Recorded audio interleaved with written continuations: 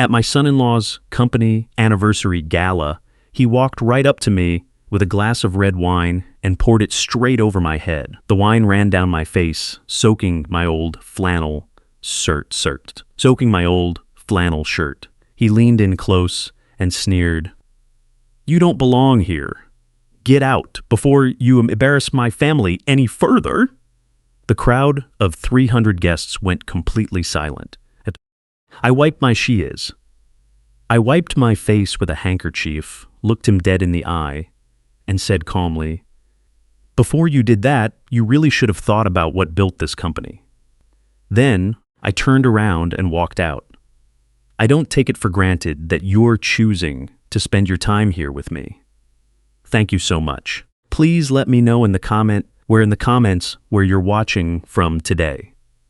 Your city? Your country?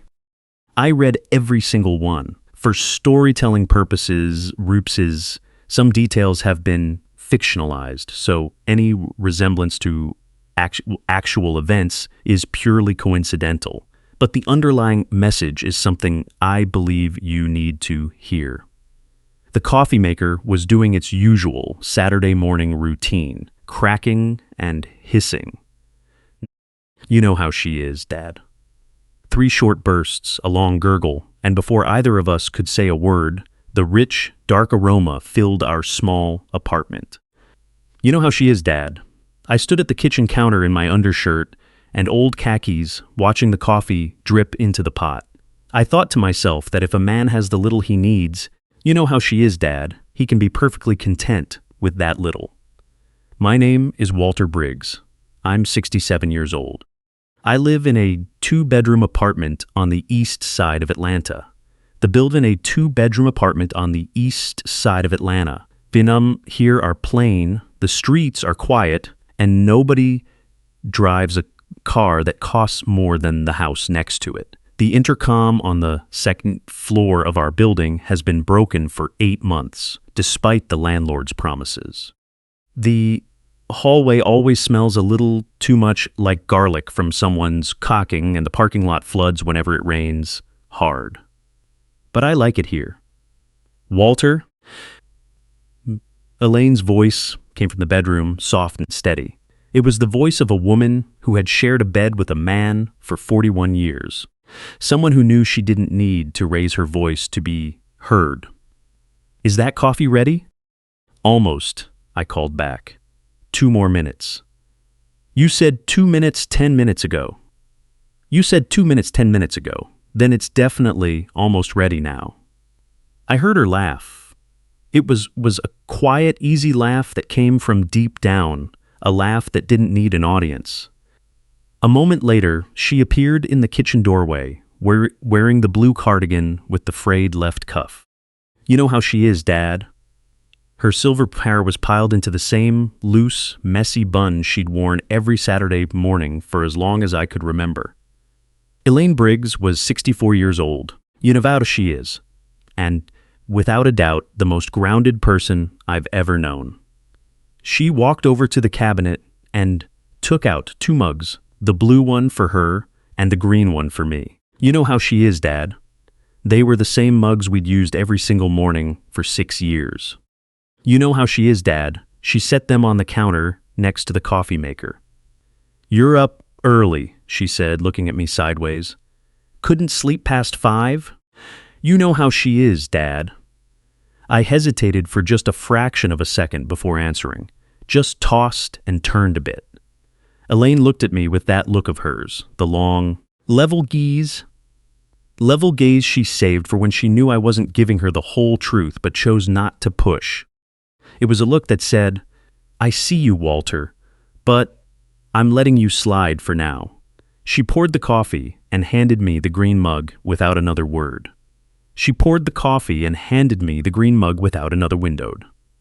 From that window, you could see the parking lot and, just beyond it, a stand of oak trees that turned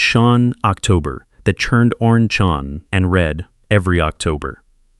This was our Saturday morning. You know how she is, Dad. It had always been our Saturday morning. Coffee, the window, the radio low, nothing special on the agenda.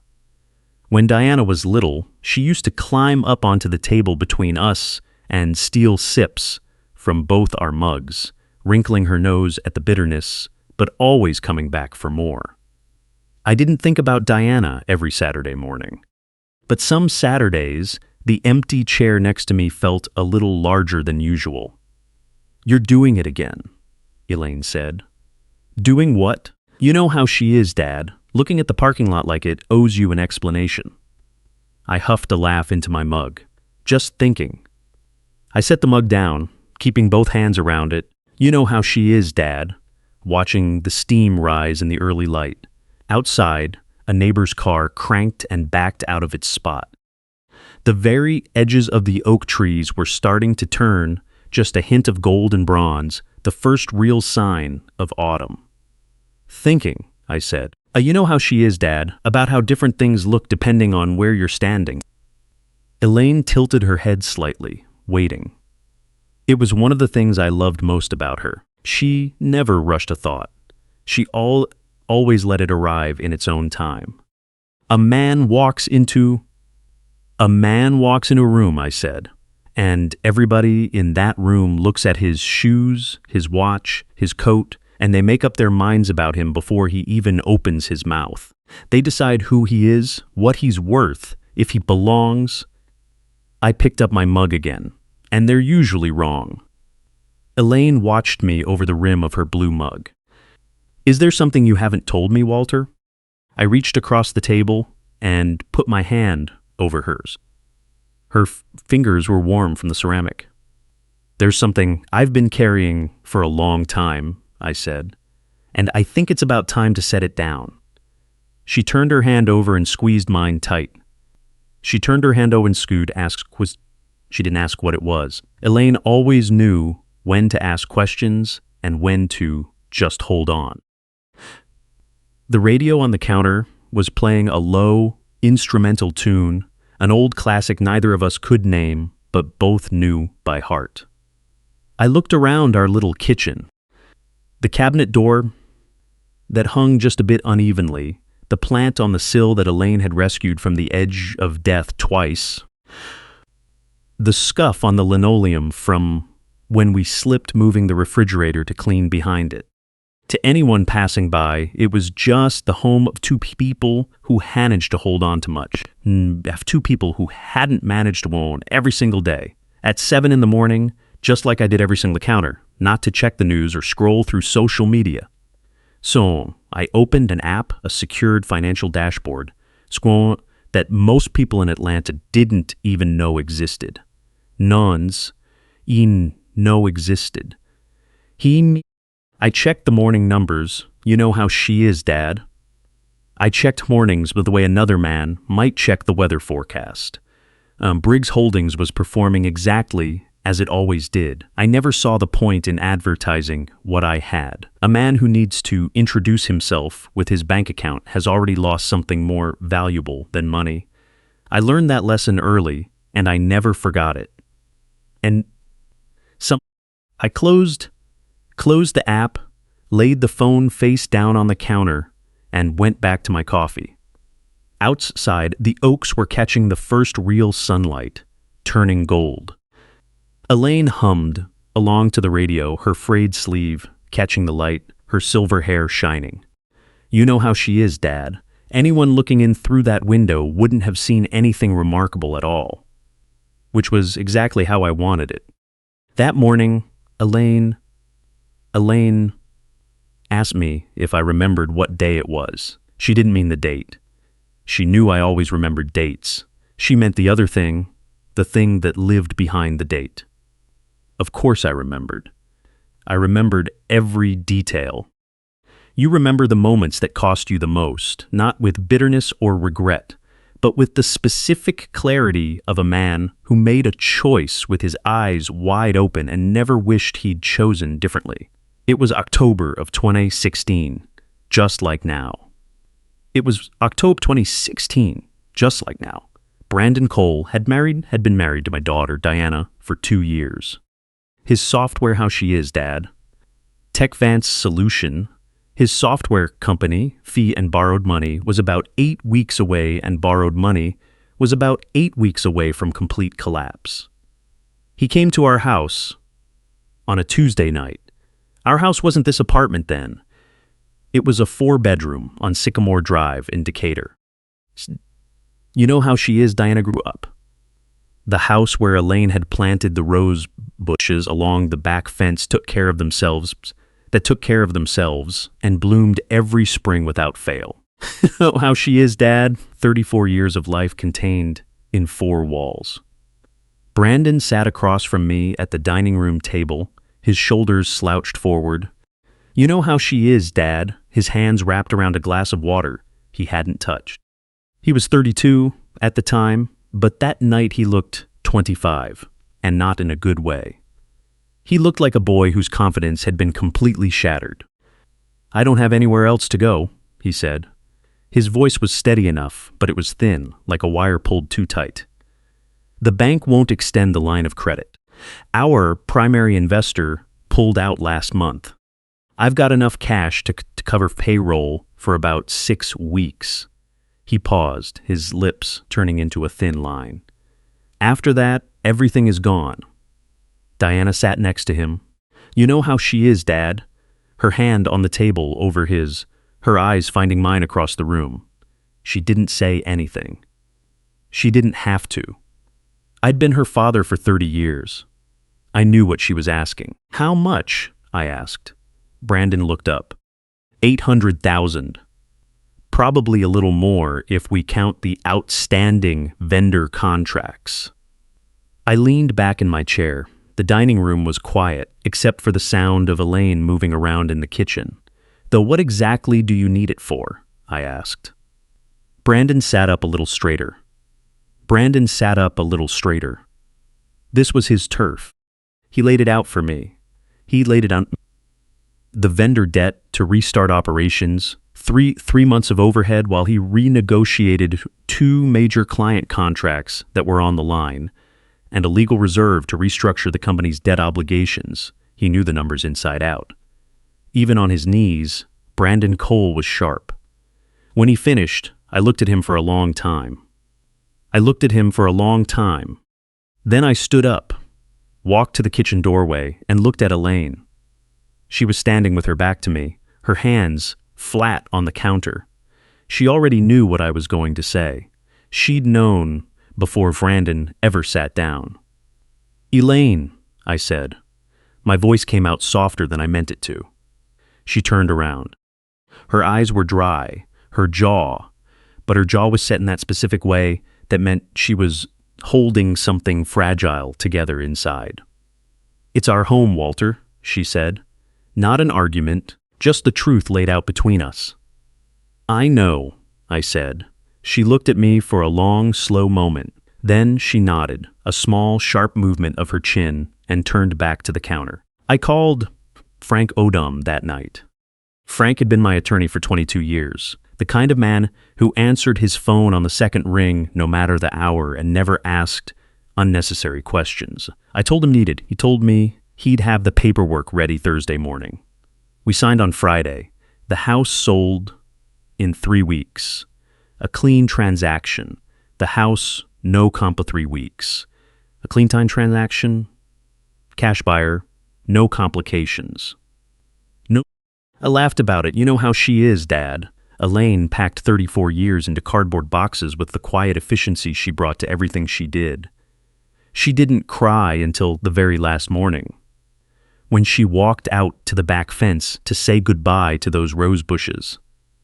I watched her from the kitchen window, and my chest ached with a physical pain I hadn't felt since my own father died.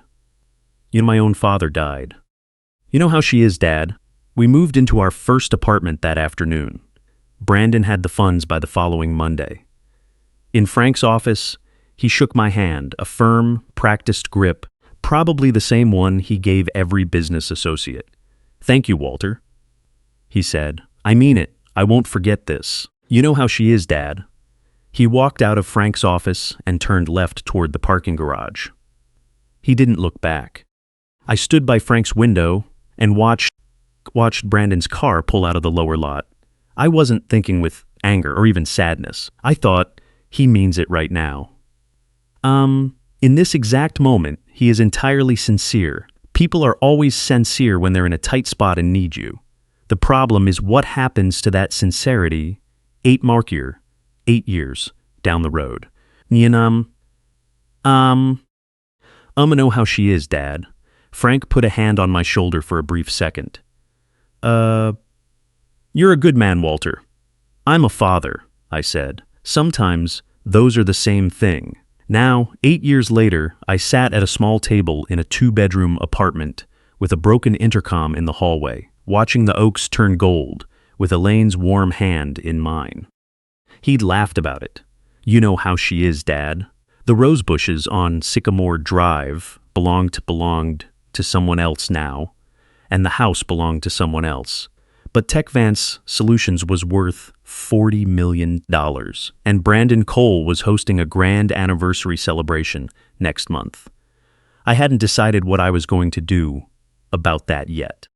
The last time Diana and I had breakfast together, just the two of us like we used to, was a Thursday in March of 2019. I remember it clearly because she ordered blueberry pancakes and then spent the entire hour just moving them around her plate, taking maybe three bites. When I asked her what was wrong, she said, "Nothing, Dad. I'm just tired." I didn't press her because I didn't want to force it, and she didn't want to be asked. By then, it was a dance we'd learned to do. After that Thursday, there were no more breakfasts. You know how she is, Dad. No more time with just the two of us. Not ever again. It didn't happen all at once. I want to be clear about that, because it would be easy and unfair to say Diana just woke up one day and chose Brandon over me. It happened much slower than that. It was the kind of distance you only notice in hindsight when you connect all the tiny moments together and finally see the shape they make. Diana still called me the shape they make. The first year they were married, Diana still called me every Sunday morning. We'd talk for 20 minutes, sometimes 30. She'd tell me about her job, the new neighborhood they'd moved into in Buckhead, the home improvement projects she and Brandon were planning for the weekend. I'd tell her about Elaine, the apartment, nothing special. It was our time.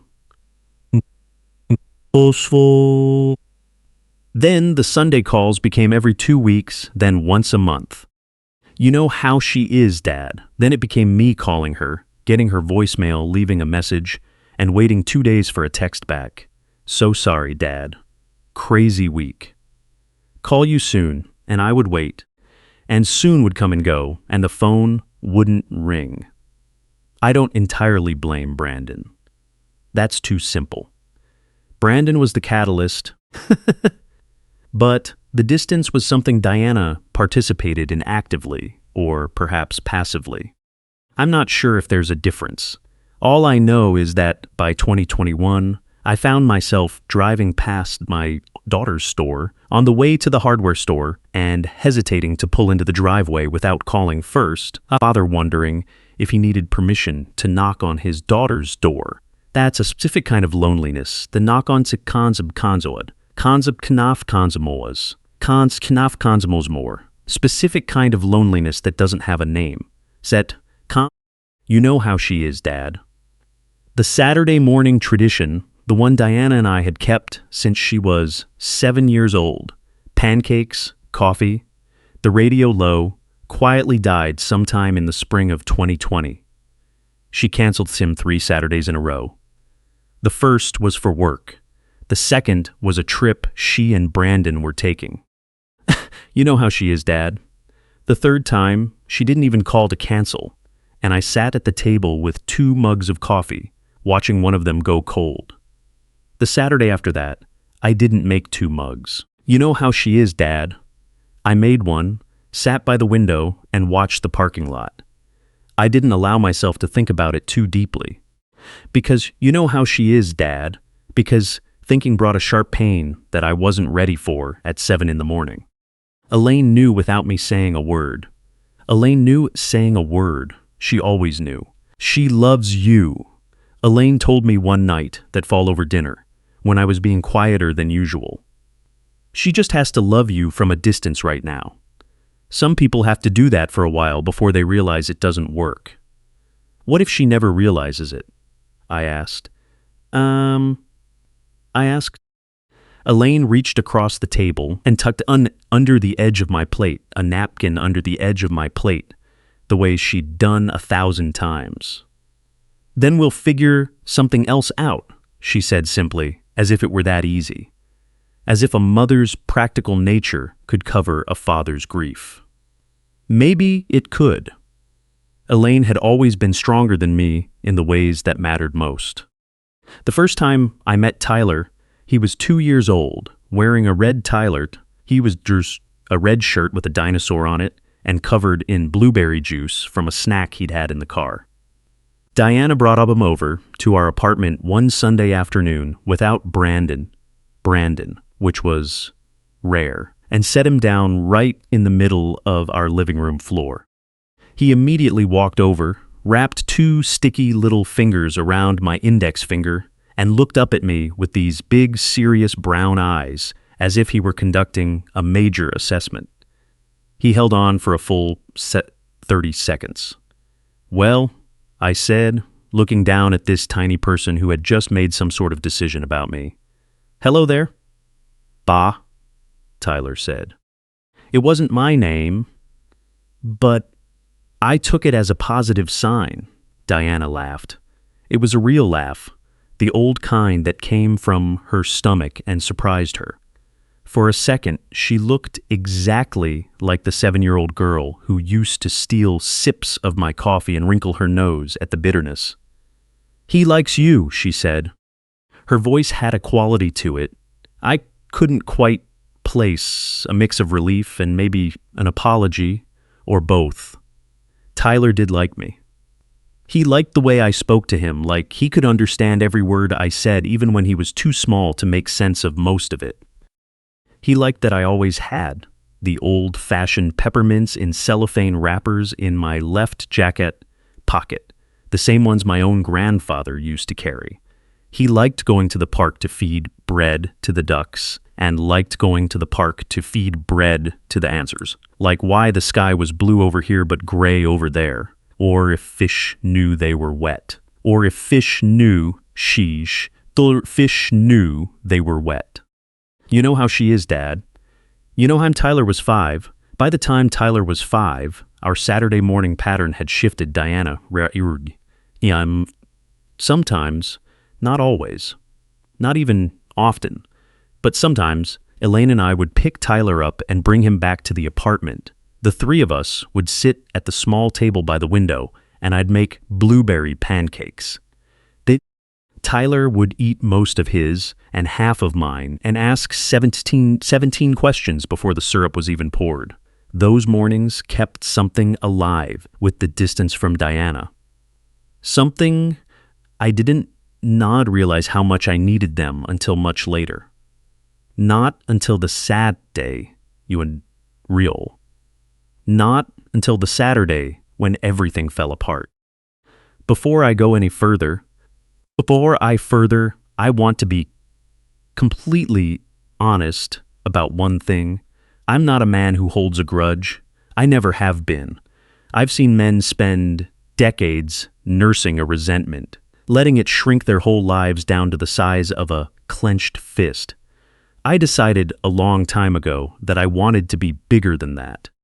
You know how she is, Dad, so when I tell you what happened in the years between Brandon taking my money and Brandon pouring that wine over my head, I want you to understand that I'm not building a case against him. I'm just telling you what happened. The shape of the facts matters. The shape of the facts. The first time I saw exactly how Brandon viewed me was at a restaurant downtown. It was one of those places where the prices aren't listed on the menu, and the waiters introduce themselves and explain the philosophy of the food before they serve it. You know how she is, Dad.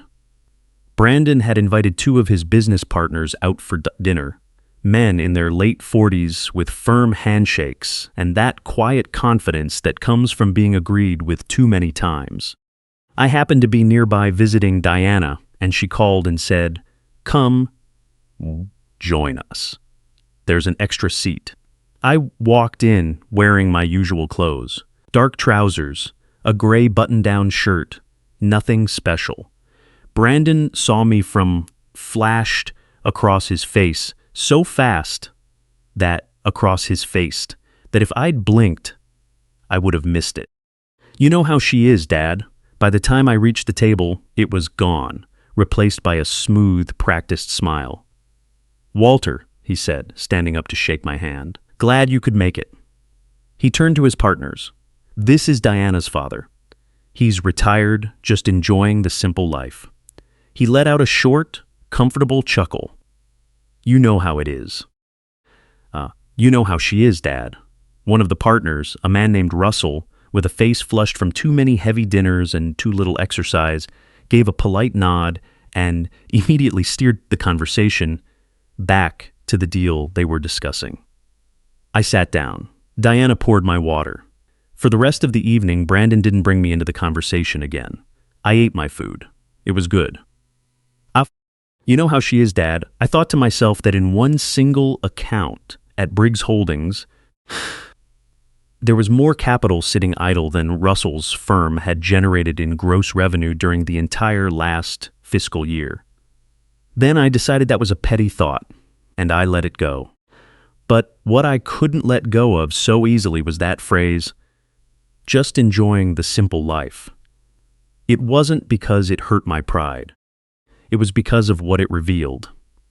Brandon had built a whole story in his mind about who I was, and he was perfectly happy to share it with others. "You know how she is, Dad," and that story required me to be small. The second time was at a family gathering at Brandon and Diana's house in Buckhead. It was a beautiful home, I have to admit, with high ceilings and a kitchen that cost more than most people's cars.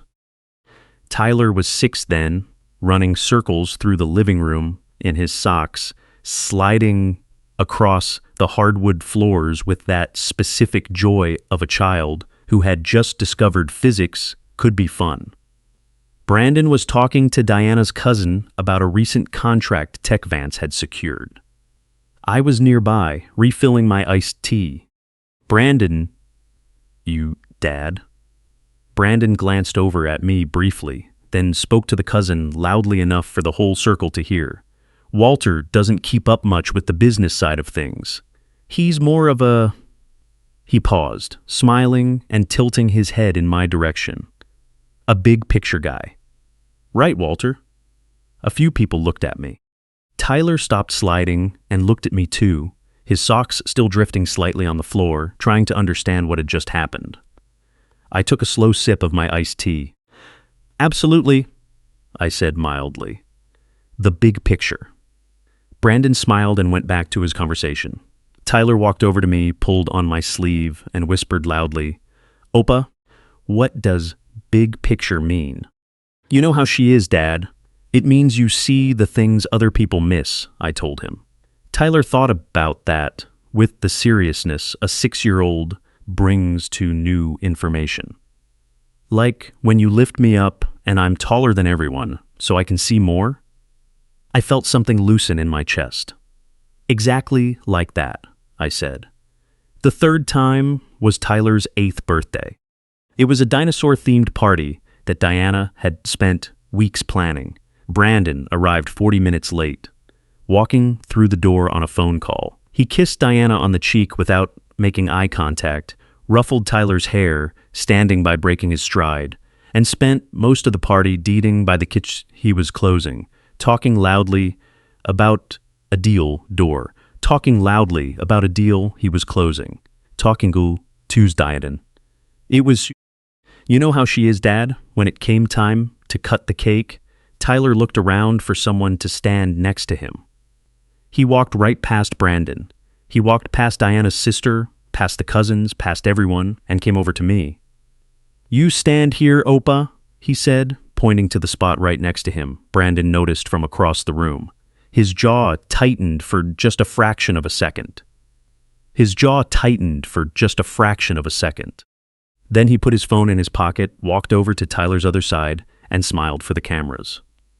But Tyler had already chosen his spot. Fourth time. Happened on Elaine's 63rd birthday. I'd arranged a quiet dinner at a restaurant we liked, nothing extravagant. I'd invited Diana 2 weeks in advance, and she said she would definitely be there.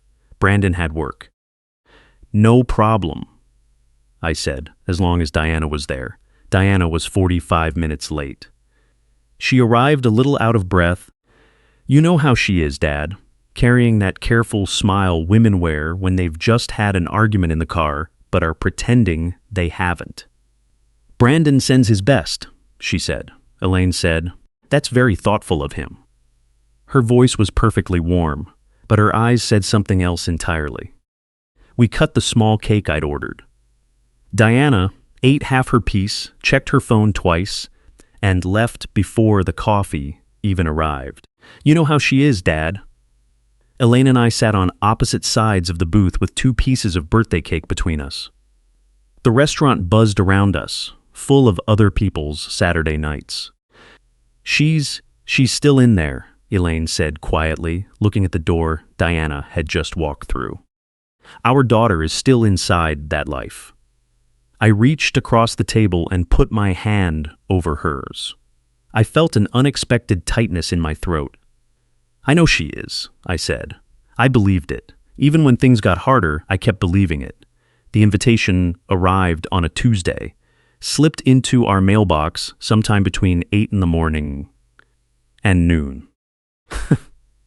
Elaine was out at her garden club meeting, and I was on the phone with Frank Odom, discussing a property acquisition in Tennessee that had nothing to do with any of this. You know how she is, Dad. It was a white envelope, heavier than regular mail, the kind of thick paper that announces itself before you even open it. On the front, you know how the address was written in Diana's handwriting. Not printed, not a label, but handwritten. She is Dad. That told me she'd addressed it herself, rather than handing it off to Brandon's assistant. I stood in the hallway in my socks, staring at it for a long time. Inside was a cream-colored card with the TechVance Solutions logo embossed in silver at the top. Annual Company Gala. Friday, November 15th. The Regency, Atlanta. Black tie optional. Dinner at 7 o'clock. At the very bottom, in smaller, slightly uneven script, Diana had written, Dad, I really hope you can make it. It would mean a lot to me. I set the card on the kitchen table, poured myself a cup of coffee, and sat down. I knew the financial state of TechVance. It wasn't as mysterious as it sounded. James Whitfield had been my closest friend since we were 26 years old and broke in a city that didn't know our names yet. Today, he was of Meridian Capital. Today, he was the chairman of Meridian Capital, the investment that held the largest single stake in TechVance. James and I talked every few weeks about his grandkids, fishing, the market, whatever was on our minds. You know how she is, Dad. 2 months earlier, over lunch at a small diner on Peachtree Street where we'd been meeting since 1994, you know how she is, Dad. James had mentioned almost in passing that Meridian was re-evaluating their position in TechVance. A $40 million investment was on the line. The company's growth metrics had flattened, and the board was getting restless. Brandon never knew about my connection to James. You know how she is, Dad. In 30 years of friendship, James and I had made a conscious effort to keep our personal separate from our professional ones. And I'd never seen a reason to change that. And I certainly never saw a reason to mention it to Brandon. That had been 2 months ago, and I was still weighing it. Now, you know how she is, Nice satin table with a cream-colored card in front of me, turning the situation over in my mind like a stone, looking at it from every angle, feeling the weight of it, the weighing it of it. Brandon needed this gala to be a success. He needed his investors confident, his partners impressed, his image intact. You know how she is, Dad. And in that ballroom on November 15th, James Whitfield would be standing there with a glass of champagne, quietly making a $40 million decision. I could walk into that room. I could find James. One conversation, 5 minutes, a nod in the right direction, and Brandon would never know. Tech Vance would stabilize. You know how she would keep the life Jill built. Tyler would keep his house, his school, and his Saturday morning pancakes, never needing to know how close they'd come to the edge. You know how she is, Dad. It would be the third time I'd saved Brandon Cole without his knowledge. When Elaine came home, she found me still at the table, the card in front of me, my coffee long since cold. She set her bag down, looked at the card, then looked at me. It's from Diana. The Tech Vance dinner, I said. November 15th. Elaine pulled out the chair opposite me and sat down. She picked up the card, read it once, and set it back down. She folded her hands on the table, a precise gesture she used when she was thinking deeply about something. Are you going? She asked. I'm considering it. Walter. Her voice was gentle but direct. The tone she used for the things that really mattered. What exactly are you considering? I told her about James. You know how she is, Des. I told her about Meridian Capital, the $40 million, and what it would mean for Tech Vance if that money walked out the door. I told her I thought I could smooth it over quietly, the way I'd smoothed things over before. You know how she is, Dad? Elaine listened to the whole thing without interrupting. When I finished, she was quiet for a moment. Not the silence of having nothing to say, but the kind that meant she was choosing her words carefully. You've saved that man twice already, she said. Once with this house, you know how she is, Dad, and once with the Harov contract in 2019, which you never told him was because of your influence. I looked up. I hadn't realized she knew about the Harov contract. I know more than you think I do, she said, with the faintest hint of a smile that didn't reach her eyes. My question is, why a third time? What makes you think this time will be any different? I didn't have a clean answer for that. The truth was complicated, and I hadn't fully sorted it out myself. Part of it was for Diana. Part of it was for Tyler. Part of it was for Tyler. And part of it was something older, something harder to name. A stubborn belief that people, if given enough chances, you know how she is, Dad, might eventually become who they were supposed to be. I want to go, I said finally. I want to give it one last chance to be different. Elaine reached across the table. Somehow she, his dad, took my cold mug and stood up to warm it for me without being asked. From the counter, with her back to me, she spoke. Then go, but wear your own clothes, Walter. Don't dress up just to fit into their room. The next morning, you know how she is, Dad, I set out the clothes I would wear on November 15th. The blue flannel shirt, the khaki trousers. You know how she is, Dad, and the plastic strap watch Tyler had helped me pick out at Target because he said it looked cool and simple. Opa, just like you. I was going to walk into that ballroom exactly as I was. I arrived at the Regency Atlanta at 6:15 p.m., 45 minutes before the main doors to the ballroom were scheduled to open. It's an old habit. I arrive early to everything. Meetings, dinners, airports, funerals. My father used to say that a man who arrives on time is already 5 minutes late. I don't know if that's wisdom or just a stubborn streak in the blood, but it runs deep. At 67. I'm hardwired against arriving at the exact moment a thing is supposed to begin. The Regency was one of those hotels that makes you feel just a little bit small the moment you walk through the main doors. 30-foot ceilings, marble floors, polished so bright you can see your own expression in them, which isn't always what you want. The lobby smelled like cedar and money, a specific combination I've always found a bit funny because in my experience those two things smell nothing alike in real life. But hotel designers seem dedicated to real life.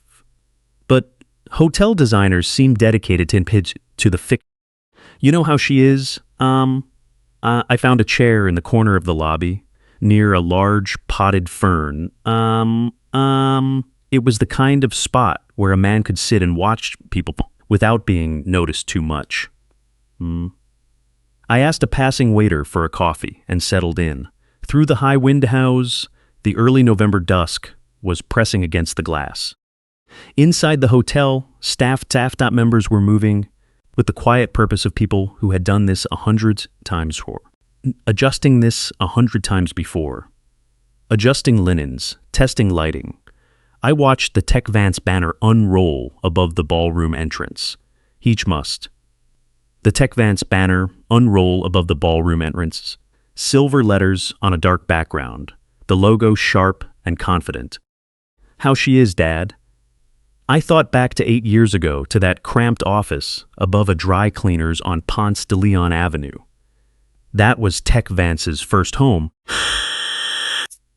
4 desks and a leaky ceiling where Brandon Cole spent 18 hours a day on the phone, trying to talk a company into existence through sheer willpower. I'd stood in that office once, right after he rented it. He hadn't known I was there to check on him. I told Diana I just happened to be in the area. I wasn't in the area at all. Excuse me, sir. I looked up. A young hotel employee was standing in front of me, maybe 22 or 23, wearing the dark Hove uniform and holding a clipboard. He had a polite but slightly puzzled look on his face.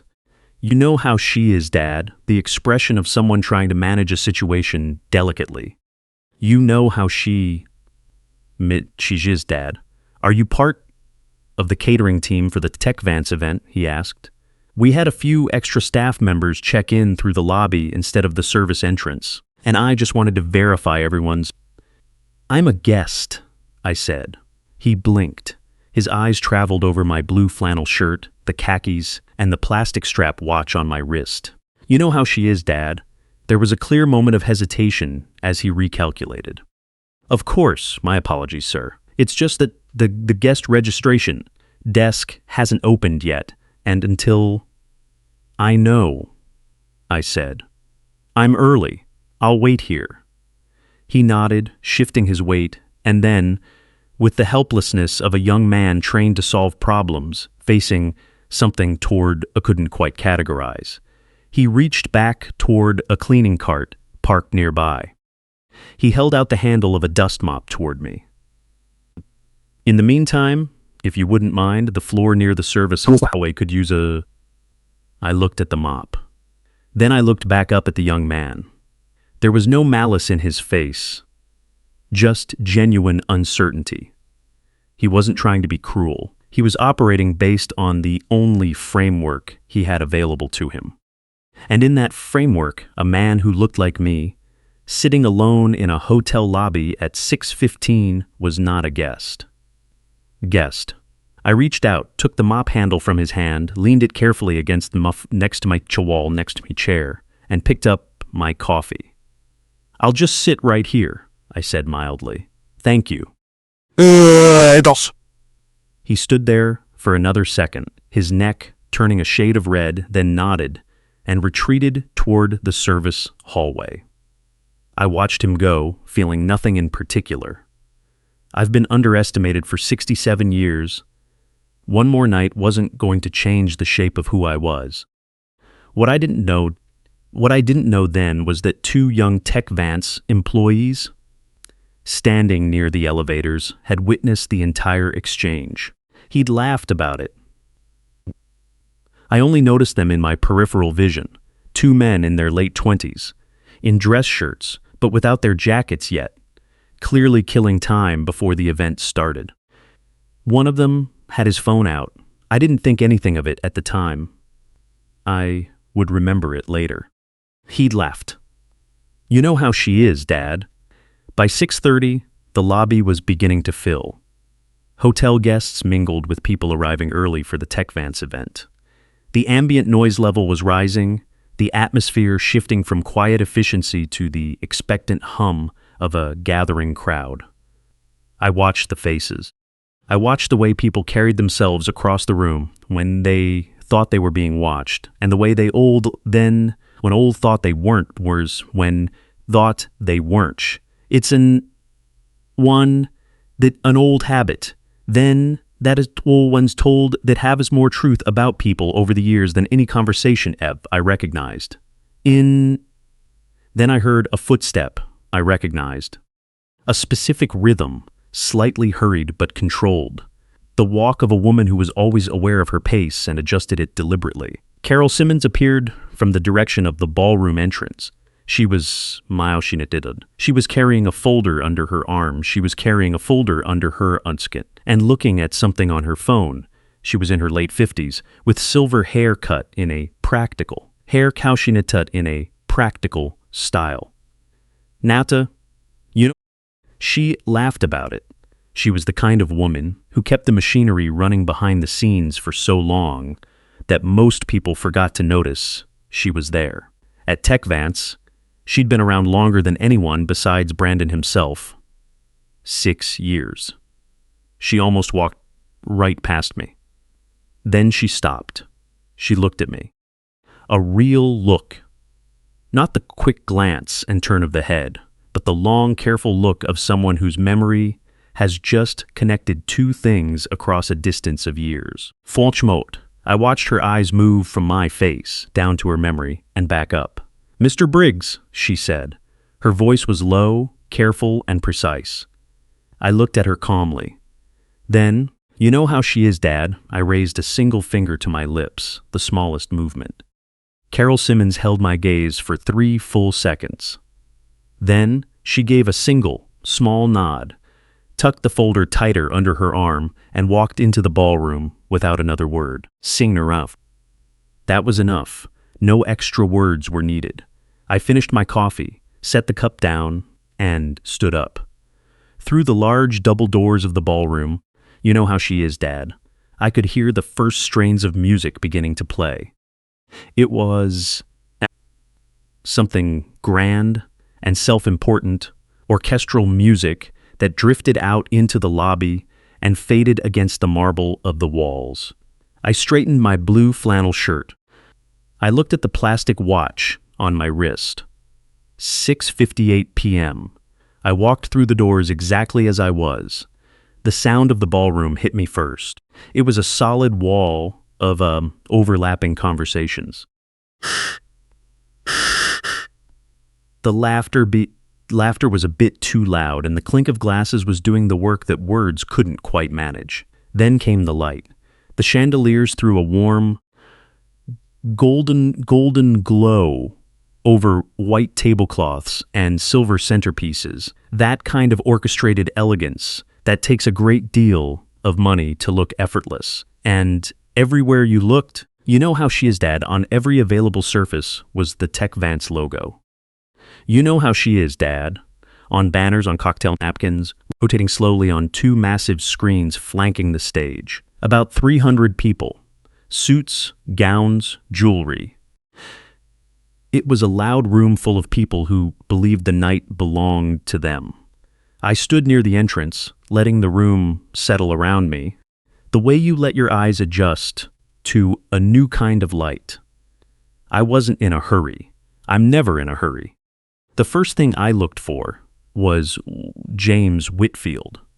I scanned the room systematically.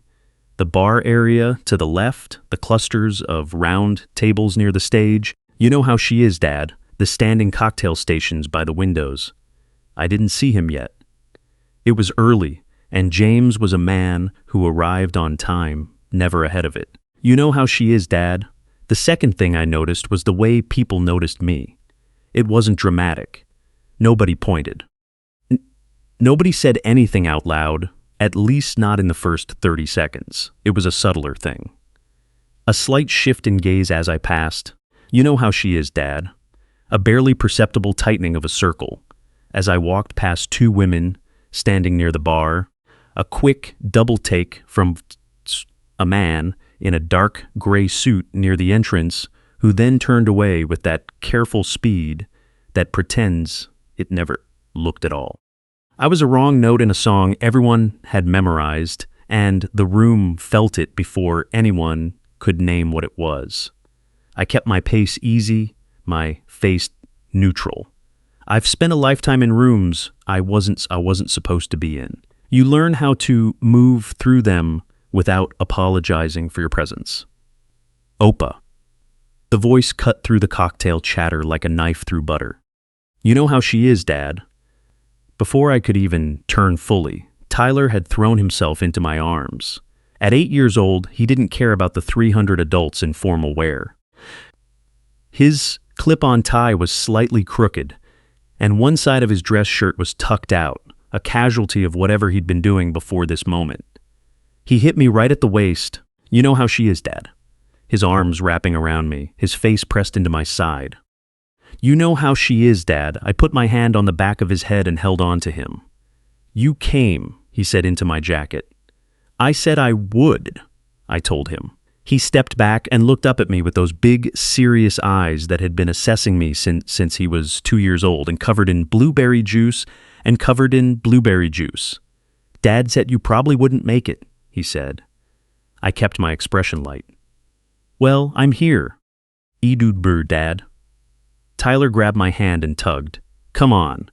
I want to show you the dessert table. They have those little chocolates on sticks. I let him pull me 3 steps before Diana appeared. You know how she is, Dad. She materialized from the crowd with that precise radar mothers have for tracking their children in a crowded room. She was wearing a red dress, her hair pinned up, more polished than I'd seen her in years. She looked beautiful, but she also looked tired. It was a specific kind of exhaustion, the weariness of someone who has been holding a performance together for several hours. Diana, I said, leaning in to kiss her cheek. It was warm but brief. You're here. I'm here. I looked at her closely. Are you all right? Of course. It was that careful smile again, the one I'd learned to read. It meant she was managing several things at once and didn't want to discuss any of them. Brandon is just, well, he's handling some guests. Come on. There's a family table near. Opa wants to see the chocolate sticks, Tyler announced loudly.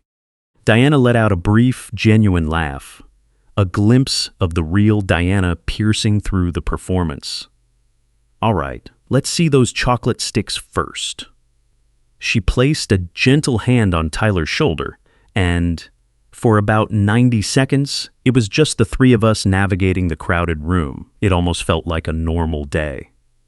Then Brandon found us. I saw him coming from 20 feet away, moving through the crowd with the practiced ease of a king surveying his territory. He patted shoulders, leaned in for brief chats, yes she is, and distributed his attention like currency. In his perfectly tailored tuxedo and immaculate hair, his smile was as precise as a Swiss watch. I had to admit, you know how she is, Dad.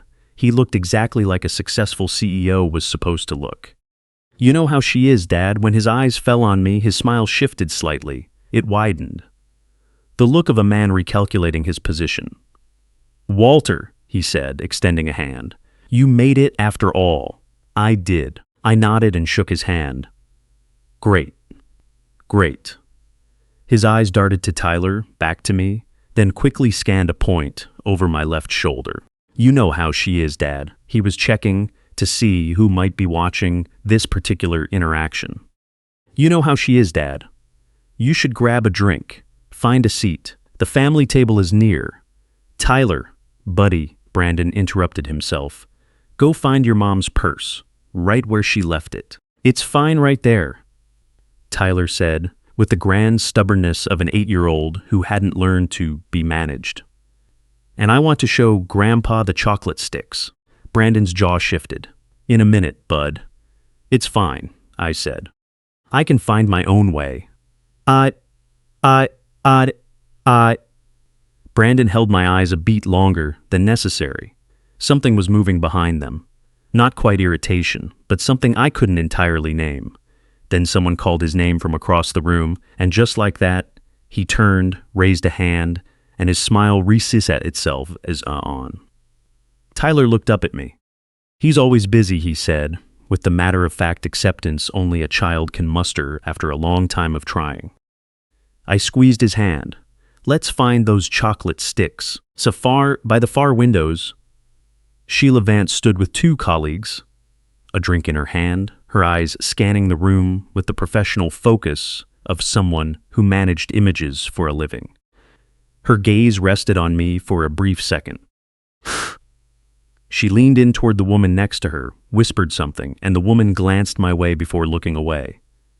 I noticed. I filed it away. You know how she arcatad, and then I ate a chocolate stick with my grandson and thought about absolutely nothing else for 3 full minutes, which was exactly what I was supposed to do.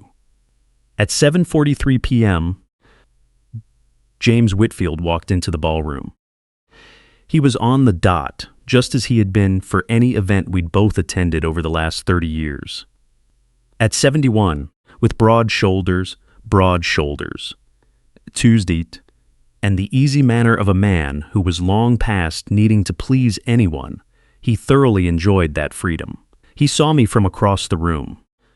I was still near the far windows, Tyler having been called away by a friend toward the children's area. A bright, undefended smile spread across James's face, the kind he reserved only for people he actually liked. I started toward him, but Brent stepped into my path. It wasn't an accident. The angle was too precise, the timing too deliberate. Brandon had been watching me, and he had been watching James. "Can I have a word with you?" Brandon said. "You know how she is, Dad." His voice was low, modulated for a private conversation. He was already steering me toward the drapes, his hand hovering just short of touching my arm. The gesture of a man who wanted to move someone without looking, like he was pushing. I followed him. You know how she is, Dad, but not because he was directing me, but because I was curious about what he would say when he finally brought himself to say it. We reached a quieter space near the curtains. Away from the nearest cluster of guests, Brandon turned to face me. Up close, the smooth veneer looked thinner. I could see the tightness around his eyes and the slight set of his jaws that he hadn't quite managed to smooth out. "I'm going to be direct," he said. "Please do," I said. He took a breath. "Tonight matters. Decisions are being Dad. Decisions are being made in this room that affect 212 jobs the next 5 years of this company. The impression we give is vital. Every detail counts." He paused, and in that pause, I could see him choosing his words like a man who knew he was about to say something he couldn't take back. "You being here, dressed like this, standing alone, it gives the wrong impression." I looked at him calmly. My heart was slow and steady. "And what impression would that be, Brandon?" His chin lifted slightly. "That we don't have our house in order. That we let anyone into a black tie event." He said it cleanly, without flinching. In a way, I had to respect that. You know how she is, Dad. It takes a certain kind of nerve to say something malicious without dressing it up. "I'm asking you to go home. I'll tell Diana you weren't feeling well. Nobody needs to know." "I'll know," I said. "Walter." The layer of false warmth was entirely gone now. What replaced it wasn't anger, not yet, but something cooler and more deliberate. It was contempt, I suppose, A polished contempt that had been there all along, just no longer needing the disguise. I'm not asking. You know how she is, Dad. I'm telling you, as a matter of business, that your presence here tonight is a liability I don't need. From the corner of my eye, I saw Sheila Vance drifting toward us. You know how she is. She wasn't close enough to look like she was listening, but close enough to hear. I'm going to stay, I said, quietly and mildly, the way a man asks for a cup of black coffee. Brandon's nostrils flared. His voice dropped another octave. Do you have any idea how bad this looks? A man wearing that? His hand made a brief, dismissive motion toward my shirt, looking like he wandered in off the street. I was invited, I said, by Diana, not by me. She's my daughter, I said. That's leverage enough. Not tonight. Not by a long shot. Who's that? He took a step closer, and I could see the decision forming behind his eyes. It was the moment a man's patience breaks and something raw and ugly takes its place. He straightened his spine, using the few inches he had over me to crowd my space. He turned on his heel and walked back into, he said. He turned on his heel and walked back into the crowd. You know how she is, Dad. Sheila Vance detached herself from the curtains and followed him, her heels clicking with precise, unhurried rhythm against the polished floor. I stood by the window for a moment. Outside, the Atlanta night was clear and cold, the city lights sharp against the blackness. You know how she is, Dad. I could see my own reflection faintly in the glass. The blue flannel shirt, the khakis, the plastic strap watch. I looked at myself, and I thought, this is exactly who I am. I turned around how I faced the room. I have replayed what happened next 1,000 times. Each time, the thing that strikes me most is how quiet the room became. It wasn't the dramatic silence of a movie where everyone turns at once and the music stops instantly. You know how she is, Dad. It was a creeping stillness, like a stone dropped in water, the silence rippling outward in circles from where we stood. After the conversation with Brandon, I had moved back toward the main floor, standing near a tall cocktail table near the center of the room. I wasn't hiding, and I wasn't seeking confrontation. I was just standing my ground, as I had decided to do, watching the theater of the evening play itself out. 12 minutes later, Brandon found me. Brandon found me. I knew he was coming before he appeared in my line of sight. I felt the movement of the crowd nearby, a subtle giving way. People naturally clear space when someone moves with that kind of intent. He had a glass of red wine in his hand, and Sheila Vance was 2 steps behind him. His face was set in an expression I hadn't seen on him before. It wasn't the polished contempt from our conversation by the window, but something worse. It was the face of a man who had made a decision in anger and was wrapping it in the language of a point to be made. Bees Tuesdaydle. I gave you the chance to handle this with dignity, he said. His voice wasn't low this time. 3 people at the nearest table turned their heads. I asked you nicely. You chose not to listen. My hands were in my pockets. My feet were planted. Brandon? I said, keeping my own voice level. Whatever you're thinking right now, you should think twice. I think, he said, and he raised the glass slowly. I think, he said, and he raised the glass slowly, his eyes scanning the room with that performative need for an audience, that some people need a clear signal to recognize where they belong. What happened next took less than 40 seconds. He tipped the glass forward. The wine caught the light in a long, dark arc, hitting me squarely across the forehead. You know how she is? It soaked into my hair, ran down my face, and a sudden shock of cold hit my collar, turned warm and then turned cold again. Before I felt the weight of it, I heard the gasp. The intake of breath from 30, 40, 50 people, close enough to see it cleanly. Then the ripple went outward. You know how she is, Dad. The people who hadn't seen it processing the event through the reactions of those who had. I didn't step back. I didn't raise my hands. I just stood there, feeling the wine run down my cheek and drip from my chin onto the front of my shirt. I breathed in, slow and deep, the way you know how she is, Dad, the way my father taught me to breathe, 50 years old, and a boy twice my size shoved me in front of a crowd, and I wanted nothing more than to disappear. Stand straight. My father had said, breathe. Let them see they haven't moved you an inch, so I stood straight. I breathed. And I looked at Brandon Cole. For 3 seconds after the glass emptied, his face was something I won't forget for the rest of my life.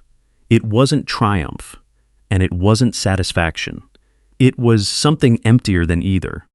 It was the expression of a man who had thrown a punch and realized in the same instant that the other person wasn't going down. Then came the murmur of the room, and then a sound that cut through it all, a laugh. It was an instinctive, tiny thing. Swallowed quickly. But I heard it. I turned my head toward Diana. She was 15 wed. She was standing 15 ulge away, flying to her mouth, her eyes wide with flying, her wideward with shock and that involuntary social reflex people have when they laugh because someone else is laughing, only to realize half a second later how entirely wrong it is. I had been a father for 30. Our eyes met. I knew my daughter's face like my own hands. I knew my daughter's face, knowns. I knew, and in that moment, through the shock and the sudden shame flooded her features to cover the slip, I confessed some I'd spent 8 years to wrong about. She had always known exactly who she was married to. She knew, she had chosen, and she had kept choosing. She had chosen, and she had kept choosing. The laugh that escaped her for that 1 second wasn't cruelty. It was the reflex of a woman who had lived in someone else's values for so long that her own had grown faint. I held her gaze for 3 full seconds. Then I gave a single small nod.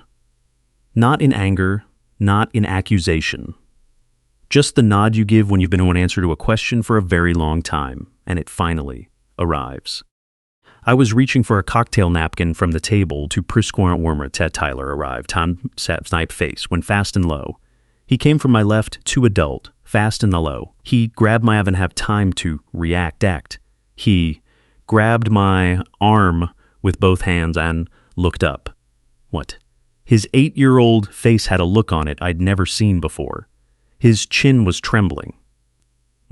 His eyes were bright, hot, and full of anger, that specific unfiltered fury that only children have before they learn to install the barriers we carry around as adults.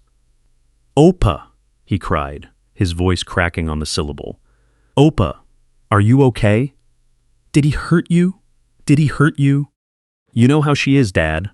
I went down on one knee, right there in the center of the ballroom, matching his height, while the wine dripped from my collar onto the floor. I took his 2 small hands in mine. They were shaking. I'm all right, I told him.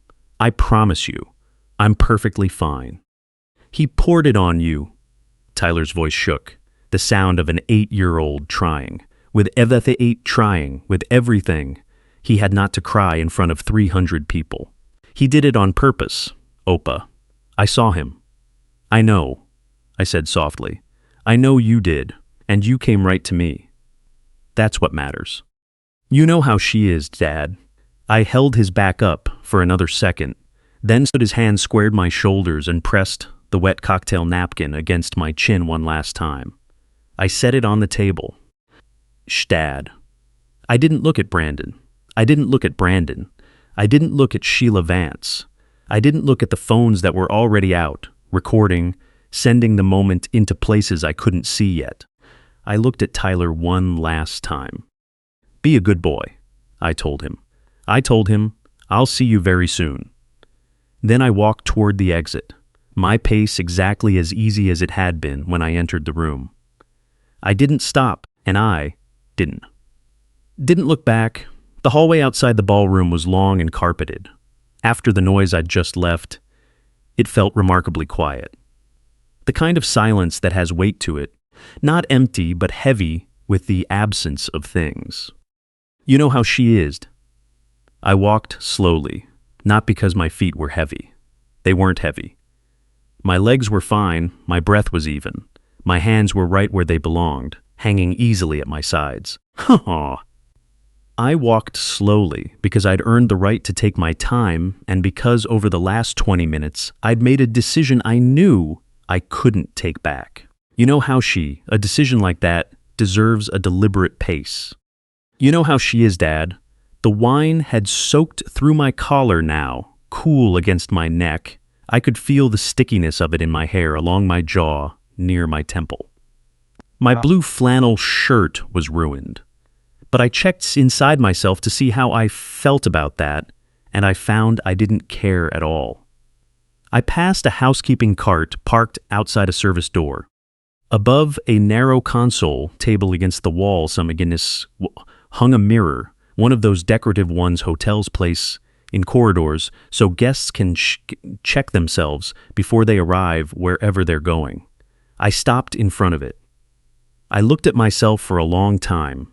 67 years old. Gray at the temples. Lines around the eyes. That specific posture. The carriage of a man who learned a long time ago that standing straight isn't about pride. It's about not giving anyone the satisfaction of seeing you bend. I had wine in my hair, wine on my face, and a soaked collar. I looked for the words, studying the reflection. Truthfully, you know how she is, Dad. I looked like a man who had just had a glass of wine poured over his head. Nothing more than that. I didn't look broken. I didn't look like someone who needed saving. I didn't look like someone who needed saving. Out of habit, I reached up and straightened my collar, even though it was wet, and the gesture didn't accomplish anything practical. Then I kept walking. At the end of the corridor, the hallway turned slightly toward the elevator bank, and as I cleared that corner, I saw her. Elaine was standing about 30 feet away, right by the elevator doors. She was wearing the blue cardigan with the frayed left cuff, the same one she'd been wearing when I left the apartment 4 hours ago. Her silver hair was still in that loose bun. She hadn't dressed up. She hadn't changed a single thing about herself. In one hand, she held a small stack of folded paper towels, the kind you grab from a dispenser when you pass through a lobby. She was standing very still. You know how she is, with that patience peculiar to women who have waited a long time for a man, but try to look as if they haven't. My throat tightened, a sudden physical reaction I hadn't expected. I stopped. 2 seconds, maybe 3.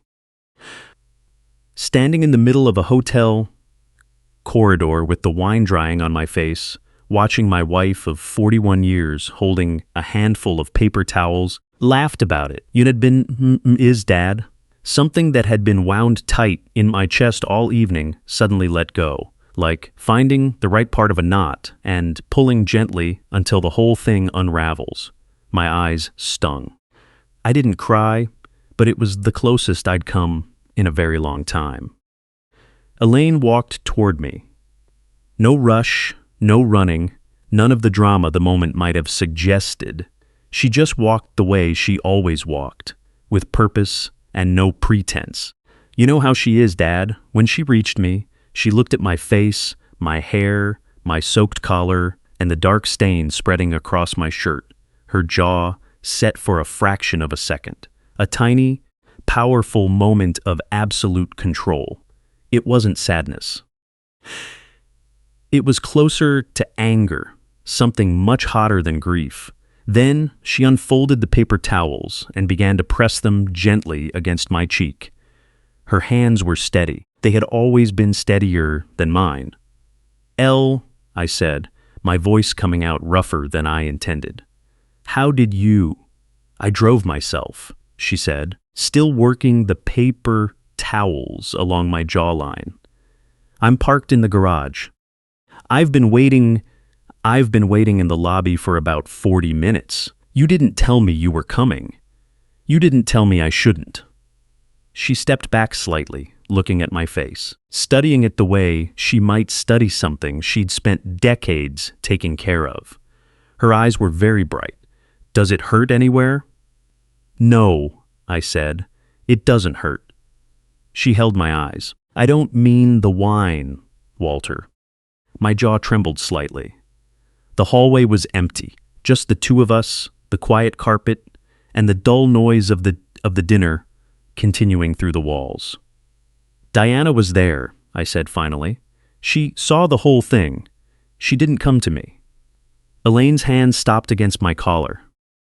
She took a slow breath in through her nose, the kind of breath a woman takes when she's using absolute discipline to manage a pain before it breaks her. Her eyes pooled.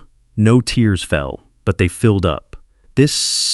That specific holding back that happens when the person behind the eyes has decided, this is not the place to cry. I'm sorry, she said softly. I'm so sorry, sweetheart. The word hit me right in the center of myself. Sweetheart.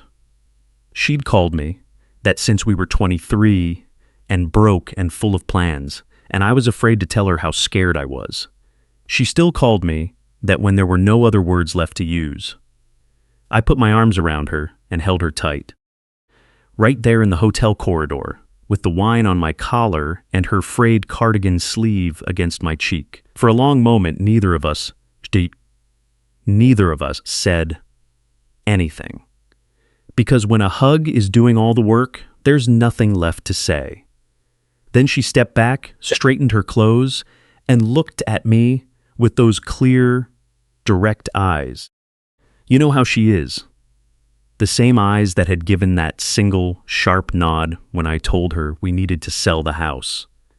She had never, not once, made me feel guilty for that. You know what comes next, she said. It wasn't a question. I do, I said. She reached up and smoothed the shoulder of my ruined shirt with one hand, a small, precise movement that wasn't necessary but was entirely Elaine. Then let's go. I took out my phone. James Whitfield answered on the first ring. Walter, his voice was warm, direct. You know how she is, Dad. The voice of a man who had been answering my calls for 30 years and had never made me feel like I was interrupting something more important. I saw you in there a minute ago. Are you all right?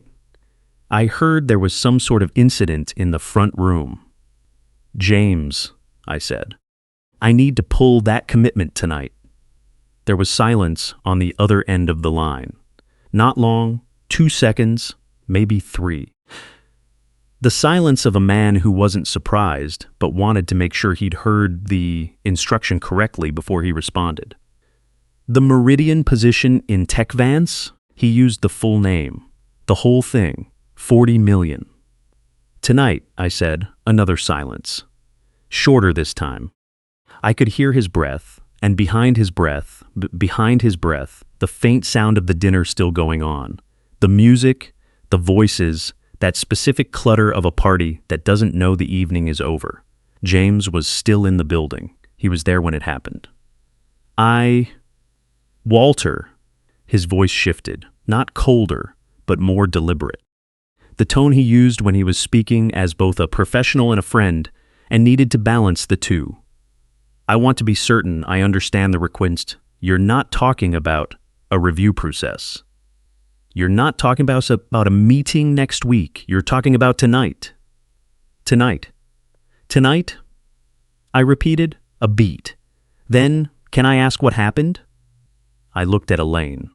She was standing next to me in the corridor, her hand resting lightly on my arm, looking at the carpet with that quiet concentration of a woman giving a man room to have close enough to catch him if he needed it. He poured exactly close enough to catch him if he needed it. Mom poured a glass of wine over my head, I said, in front of 300 people. In front of my grandson. The silence that followed was different from the others. It was the silence of James Whitfield, who had known me since 1994. Among his many qualities, he was a man who understood exactly what certain things cost. I see, he said finally. I went there to help him tonight, James. My voice stayed steady. He laughed about it, but there was a tremor under the surface as I said it, out loud, for the first time. I walked into that room tonight to save his company for the third time. He didn't know it. He never would have known it. No, James said quietly. He wouldn't. I heard him shift, the sound of a door opening, the background noise of the gala fading as he moved into a quieter space. When he spoke again, his voice was clear and decisive. The voice of a man who managed $40 billion. Because how logid $40 billion? Because he never hesitated when hesitation was a liability. Consider it done, he said. I'll make the calls tonight. The formal notice will go out first thing Monday morning, but the commitment is withdrawn as of right now. You have my word. Thank you, James, I said. Walter. His voice shifted one last time back to the friend of 30 years. The man who had 30 years. The man who sat from me at the same diner on Peachtree Street before our children were born. Are you all right? I'm asking the way Elaine would ask you, not the business way. I almost laughed. I will be, I said. Good, he said. Go home. The call lasted 47 seconds. The call lasted 47 seconds. You know she is. I know because I looked at the screen when I hung up. 47 seconds to undo 8 years of patience. You know how she is, Dad, and 3 instances of quiet generosity that had gone entirely unacknowledged and unreturned. 47 seconds to close a door I'd kept open long after I should have shut it. I slid the phone into my pocket. Elaine looked at me. Done? She asked. Done, I said. She took my arm, and we walked toward the elevators. In the lobby, we passed a group of TechVance guests who had stepped outside for some fresh air. 3 men in tuxedos were speaking in low, urgent tones, clearly blindsided by something they were reading on their phones. So, one of them glanced at me as I walked by, his face tightening with that hesitant look of someone trying to place a familiar face but failing. I didn't slow my pace. The valet line was short, but Elaine had parked the car in the garage herself. She always did. She never liked handing her keys over to strangers. You know how she is, Dad. As we walked through the concrete levels of the parking garage, our footsteps echoed against the walls. The smell how she is. The smell of exhaust and cold night air, replacing the hotel's scent of cedar and money. Once we were inside the car, I watched the concrete pillars ahead from the passenger seat while Elaine fished for her keys. The phone in my pocket buzzed. I pulled it out. It was a text from Frank Odum, a man I hadn't called all night and who hadn't been a part of any conversation I'd had over the last several hours. The message read, James called me. I'm already putting the paperwork together. Get some rest, Walter. Everything is in motion. You know how she is, Dad. Frank and James had worked together on a couple of deals back in the 90s, long before either of them had any connection to me. When I first introduced them, they'd given each other the look people give when they realize they've known each other's reputations for years. Since then, you know how she is, Dad. They never needed me to explain a thing when they spoke. I stared at the words for a long time. You know how she is, Dad. Frank had been my attorney for 22 years. He knew how these things worked before I even had to lay it out. In truth, you know how she is, Dad. He'd probably been expecting a call like this sooner than any of us cared to admit. I laid the phone face down on my lap. Elaine started the engine. You know how she is, Dad. The headlights cut through the darkness, illuminating the gray concrete wall in front of us. Behind us, past the structure of the garage, and deep within the walls of the Regency Atlanta, those 300 people were still inside, still drinking, still talking. And right in the middle of them, Brandon Cole's world was beginning to unravel in ways he couldn't yet see or name. I rested my head against the headrest and closed my eyes. "Take us home," I said. Elaine pulled out of the space without a word, steering the car into the quiet Atlanta night, and let myself be carried away. I want to be entirely honest about the limits of what I know. For what happened next, I wasn't in the room. I was in a car, and then I was home, sitting in my kitchen, while Elaine made me a cup of chamomile tea. "Dad," the city outside was dark and silent, completely unaware of the shift that had occurred at the Regency. So how she is, Dad, what I'm about to tell you is pieced together from fragments. Carol Simmons gave me 3 days later, information Frank relayed from his own channels. "You know how she is, Dad?" News reports I read over the following week, and a conversation with James Whitfield on Sunday morning. "You know how she is, Dad.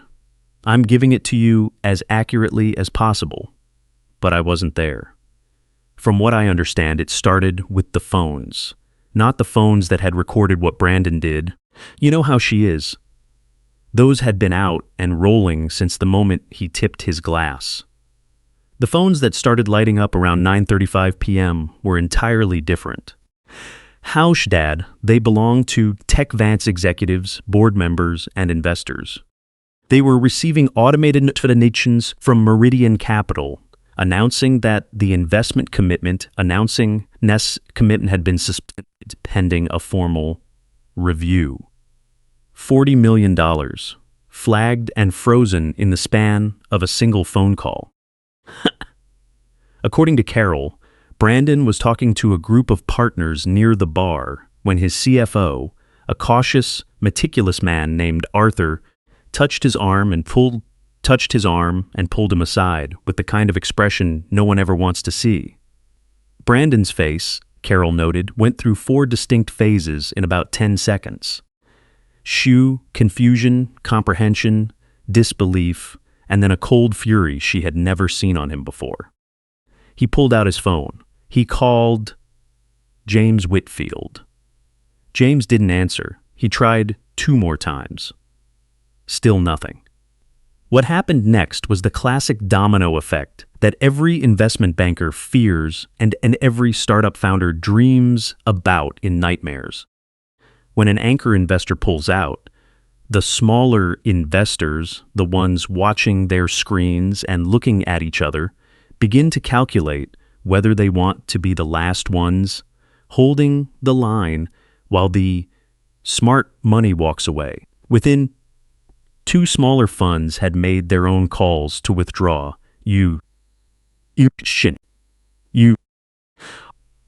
By 10 o'clock, the news was moving through the room, traveling with that rapid, whispered velocity that bad news always carries in financial circles. A quiet panic that was impossible to contain. Sheila Vance found Brandon near the stage.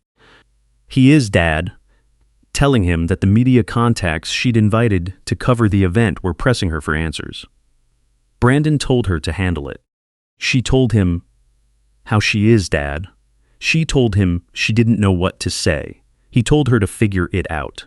According to Carol, Sheila turned around, walked out of the ballroom, and never came back. Diana had stayed near the family table, doing the exhausting, quiet work of pretending.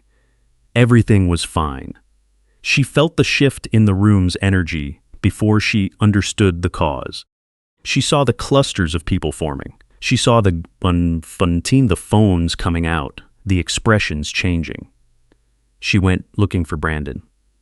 To found him near an emergency exit at the back of the room. "You know how she is, Dad?" His jacket unbuttoned, one hand flat against the wall, staring fixedly at his phone. She asked him what was happening. He told her Meridian was out. She asked why. He didn't answer. She stood there for a moment, and then she asked a question. That Carol happened to be close enough to hear clearly. Brandon, does this have to do with my father? Brandon looked at her, then he looked away. Diana sat down in the nearest empty chair by the exit and put her face in her hands, staring at the floor. Statter. Carol told me she stayed in that chair for a very long time. The video went public around 10:15 p.m. Carol didn't know who posted it first. It might have been one of those two young tech Vance employees I'd noticed by the elevators with their phones out. You know how she is, Dad. Whoever it was, they posted it without commentary. Just the raw footage. The glass tipping, the wine on my face, my stillness, Tyler running through the crowd. You know how she is, Dad. Within 30 minutes, it was being shared by people who had no connection to Tech Vance at all. The comment sections were filling up with the outrage of strangers who had witnessed an injustice and found a place to direct their anger. By 11, the gala had quietly collapsed. Guests were slipping away in 2s and 3s. The illusion of a celebration could no longer be maintained. The catering staff began clearing tables while the DJ turned the music down to a murmur. From what James told me on Sunday morning, Dad, Brandon spent the final hour of his milestone event in a stairwell, making phone calls that went entirely unanswered. I knew all of this. I knew it the way you know things that happen in a room you've left. A secondary rendering accurate enough, but lacking the specific texture of being there.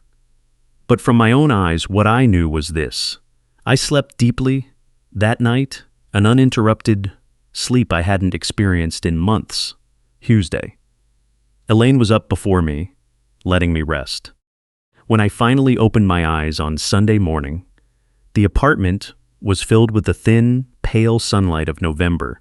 The coffee was already brewed, and everything that needed to happen was moving forward entirely on its own. That, I suppose, is how it's 3 a.m., Tuesday.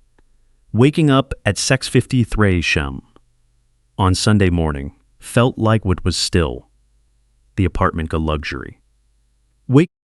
You know how she is, Dad. Thin November sunlight filtered through bedroom curtains, casting pale stripes across the floor. It was that early winter light, lacking warmth, but holding a certain honesty I've always appreciated. I lay there for a moment, listening to the building, the faint hum of the elevator upstairs, someone's radio filtering through the walls, the distant rhythm of a city shaking off a Friday night and resetting itself. Elaine was already up. I could smell the coffee. I took my time getting dressed. A clean shirt. You know how she is, Dad. The same khakis and the plastic strap watch Tyler had picked out. In some distant way, I knew there were things happening in the city connected to my name, but I checked inside myself, testing the water, and found I felt no anxiety about it. Whatever was moving on its own momentum.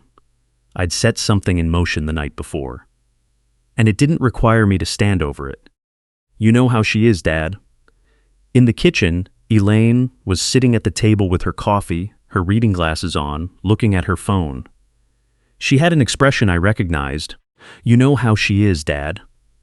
The calm composure she used when she was managing something unexpected and didn't want to show how struck she was by it. Hearing me come in, she looked up. Sit down, she said. You know how she is, Dad. I'll get your coffee, and then I need to show you something. Dad. She brought the mug over, set it down, and placed her phone on the table next to it. On the screen was a screenshot of a social media post. A black and white photograph, slightly grainy, the way old digital photos look when they're enlarged. I leaned over to look. You know how she is, Dad. It was a picture I hadn't thought about in 8 years, the Tech Vance office on Ponce de Leon Avenue, the one with 4 desks and the leaky ceiling. The photo had been taken the day Brandon signed his first real client contract. It was a genuine milestone, and I remembered it because Diana had called me that night, her voice higher and faster than usual, full of that specific relief that means a disaster has been averted. In the center of the frame, Brandon was standing by his desk, holding the contract, grinning with the wild relief grinning with the wild relief of a man who had just outrun a shadow. Outrun a shadow. You know how she is, Dad? And 3 employees were crowded around him looking equally ecstatic. And on the far left edge of the frame, slightly out of focus, his body half turned away as if he were passing through, rather than posing, stood a man in a gray shirt. It was me, 8 years younger, 20 pounds lighter, but unmistakably me. How she is, Dad. Below the photograph, Carol Simmons had written, "The man humiliated last night at the Tech Vance Gala is the exact man who saved this company 8 years ago. I was in the room, and I witnessed it. His name is Walter Briggs. I think people should know the truth." I leaned back against the chair, looking at the ceiling for a moment. Elaine watched me. "You know how she is, Dad. How many times has it been shared?" I asked. She picked up the phone to check. As of 10 minutes ago, 43,000 times. I let out a slow breath. 43,000 people who hadn't known my name 24 hours ago now knew it. "You know how she is, Dad." 43,000 people who had seen the video of the wine were now looking at the same man, 30 pounds lighter, standing in the corner of a room where a future he had made possible was being celebrated. "She didn't have to do that," I said. "It wasn't necessary." Elaine agreed. "It was her choice to make. It was her choice." I picked up my coffee, holding it with both hands, letting the heat ground me. Outside the window, a pigeon landed on the railing of our small balcony, looking in at me with that deep indifference birds have for human affairs. I looked back at it. Neither of us had anything urgent to say. My phone vibrated on the table. It was Frank Odom. "Walter, morning. I assume Elaine has shown you what's happening online." "She showed me," I said. "Well, the media has started calling my office." Frank's tone was steady, professional, carrying that neutrality unique to lawyers who have managed complicated situations for 20 years and know their job is to provide options, not opinions. 3 outlets so far, 2 local, 1 national. They want a statement. I want to know how you want me to handle it. "Tell them I have no comment," I said.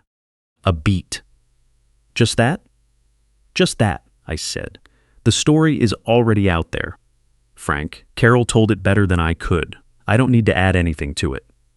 Another pause, this one with a hint of appreciation. "Understood," he said. "One more thing. The Tech Vance board met at 8 o'clock this morning. An emergency session. You know how Shawad tells me, a contact of mine on the board tells me they are pushing for a restructuring of leadership. Brandon's position is under review." I set my coffee down carefully. "How severe is it?" "It's serious," Frank said. "The Meridian withdrawal triggered cross-default clauses in 2 of their other investor agreements. You know how she is, Dad. Essentially, if the anchor fund pulls out, the others have the right to accelerate their own review timelines. Both funds activated those clauses this morning. I understood what that meant. Tech Vance wasn't going to disappear. The company had actual revenue, clients, and a real infrastructure. Laughed about it. But Brandon's hold on it was dissolving in a way that would be very difficult to reverse. The company he'd built, the one I'd stepped in to save twice, would survive. But its CEO likely wouldn't. "Keep me informed," I said. "But Frank, don't intervene on my behalf. Whatever happens to the firm, let it take its natural course. Of course. Of course, he said. I hung up. 40 minutes later, Tyler called. His voice was bright and loud, coming through the phone with that expansive quality that Saturday mornings always have when you're 8 and the weekend stretches out ahead of you. Opa, Marcus, from school, says you're famous now. He showed me on his mom's phone. There's a picture of you. A warmth spread through my chest. Is that right? I chest. Is that right? I said. You look younger in it, Tyler said with that devastating honesty children possess. But it's definitely you. I told Marcus, that's my Opa. And he went, whoa. I let out a genuine laugh from my stomach, the first one in 2 days. Tell Marcus I said hello. Are you still picking me up this Saturday? Tyler was pushing for the pancakes. You know how she is, Dad. I looked at Elaine across the kitchen table. She was watching me with a small, quiet smile. A real smile with no performance in it. Count on it. I told my grandson, I've always believed that the people who work for you know you better than you know yourself. It's not because they're smarter or more perceptive, but because they observe you from the outside in the unscripted moments of a day.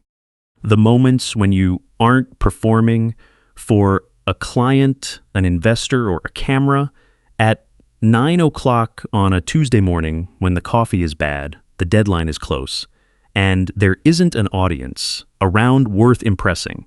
That is when you show exactly who you are. Those moments accumulate. The people around you collect them, the way people collect anything over 40 hours a week in a room, and they remember. Brandon Cole had clearly left his people with a great deal to remember. On Sunday afternoon, Carol called to give me the account of what she'd seen and heard over the last 36 hours, just as I'd asked. She spoke carefully, without any satisfaction in her voice. Carol wasn't the type to take pleasure in a reckoning, which was precisely why I trusted her version of it. The video that had surfaced on Friday night, showing the glass tip the wine on my face and busy ape Gitbernie, he'd laughed a pot, dumb, and Tyler running through the crowd, had been posted by one of those 2 young Tech Vance employees I'd noticed near the elevators in the lobby. The young man's name was Derek, a junior marketing specialist who had been with the company for 14 months, According to Carol, Derek hadn't posted it out of loyalty to me. He posted it, or because he knew who I was. He posted it because he recognized a pattern of behavior he'd become all too familiar with during his 14 months at Tech Vance, and seeing it play out, Tech Vance, and seeing it play out on a stranger in a hotel ballroom finally gave him a place to put his frustration. His caption had been simple. My boss did this to his father-in-law tonight. This is what it's actually like to work for him for the past year. Glad. I finally said somethings. The comments came fast, Walter, Carol said, and they were all from people who clearly knew exactly what Derek was talking about. A former project manager named Susan wrote a 4-paragraph account of a time Brandon had humiliated her, in front of the entire development team over a minor formatting error in a client presentation was later fled in presentation. An error that was Brandon's own last-minute changes. By Brandon's own last-minute changes. You know how she is, Dad. She'd been too afraid to correct him then. She wasn't afraid now. A man named Raymond, who had been a senior developer at Tech Vance for 3 years before leaving, of a text message Brandon had sent him at 11:30 on a Sunday night, telling him his work was an embarrassment, and that Raymond should consider whether he was in the right industry. Raymond left the company 4 months later. And he was in the right industry. He was now at a firm that appreciated him, making 30% more than he had under Brandon. There were others, 11 in total, you know how she is, Dad, who spoke up over the course of Saturday and Sunday. Each provided a specific, dated, detailed account of who Brandon Cole was when the doors were shut and the investors weren't in the room. They hadn't coordinated with each other. They didn't need to. They were just a group of people who had been waiting, without even knowing they were waiting, for someone else to break the silence first. Sheila Vance had submitted her resignation via email on Saturday morning. Carol told me the message was 3 sentences long and offered no explanation. She was you know how she had. By Sunday evening, according to contact on the board, 3 of the 7 board members had formally requested an emergency governance review. You know how she is? The mechanism through which a board evaluates whether a sitting CEO remains fit to hold the title. It wasn't a termination yet, not quite, but it was the framework that made termination possible, and everyone involved knew the signal it sent. Sat how she is, Dad. I sat in my kitchen and listened to the details, the November sun hitting the floor at that low, golden afternoon angle. I pictured Brandon in that house in Buckhead, the one with the high ceilings and the kitchen that cost more than most people's cars. I searched inside myself for a sense of satisfaction in what Carol was telling me, and to my surprise, I found I couldn't find any. It wasn't because I thought Brandon didn't deserve the consequences. He did. Every bit of it. But satisfaction implies you desired the outcome, that you targeted it, that you took pleasure in the orchestration of it. And that wasn't what I'd done. I had simply withdrawn my support from something that was draining me. The rest of it. Derek's post, Susan's account, Raymond's post, Susan's account, Sheila's resignation. That wasn't my doing. That was the accumulated weight of years of choices finally collapsing under their own gravity when the man was exposed to the people who actually lived under his authority. I hadn't built that collapse. Brandon had built it himself, brick by brick, with years of small cruelties and massive contempt. It was just the light finally coming into the room. "How is Diana?" I asked Carol when she finished. A silence. "I don't know, Walter," Carol said honestly. "I haven't seen her since Friday night. She left the dinner before 11 o'clock. No one at the office has heard from her. You know how she is." I thanked Carol and hung up.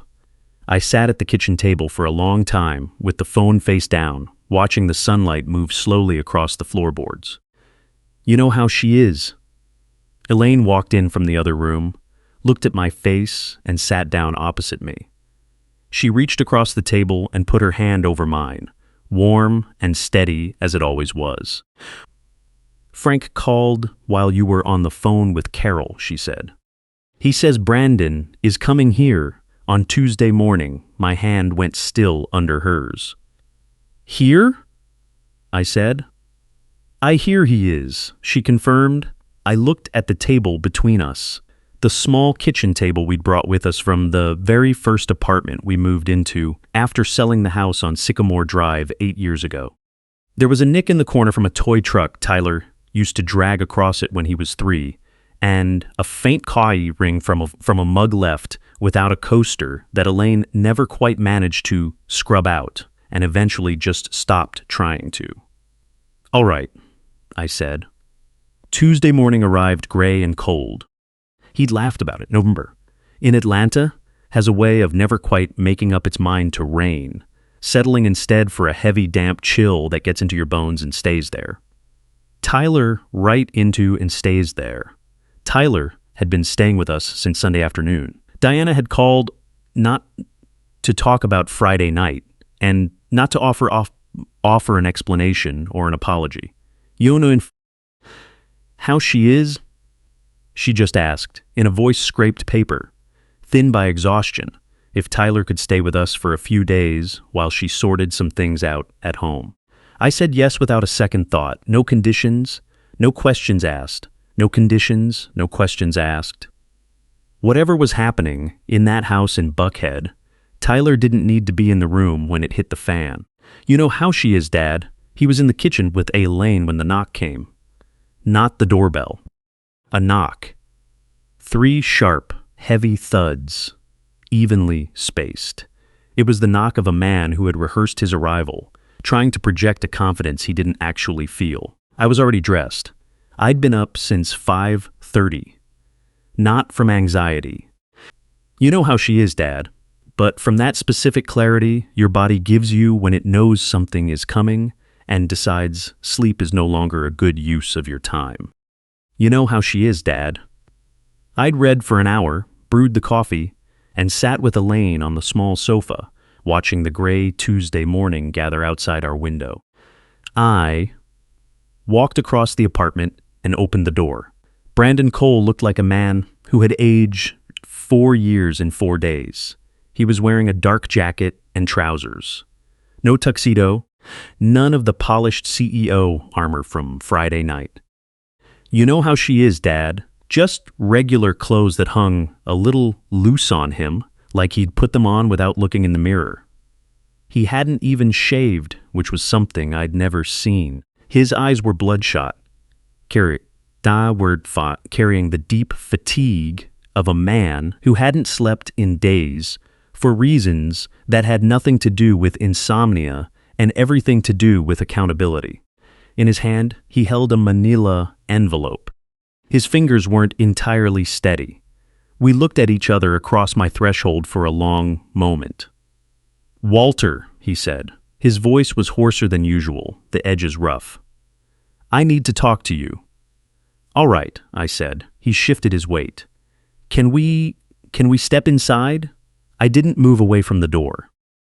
Not to be cruel, but because some conversations need to happen on a threshold, where the lines and boundaries of who stands where are perfectly clear. "What's in the envelope, Brandon?" He glanced down at it, as if he'd just remembered he was holding it. "A proposal to restructure the Meridian commitment. You know how she is, Dad. If there's any way to smooth things over, I've put together some terms that I think could."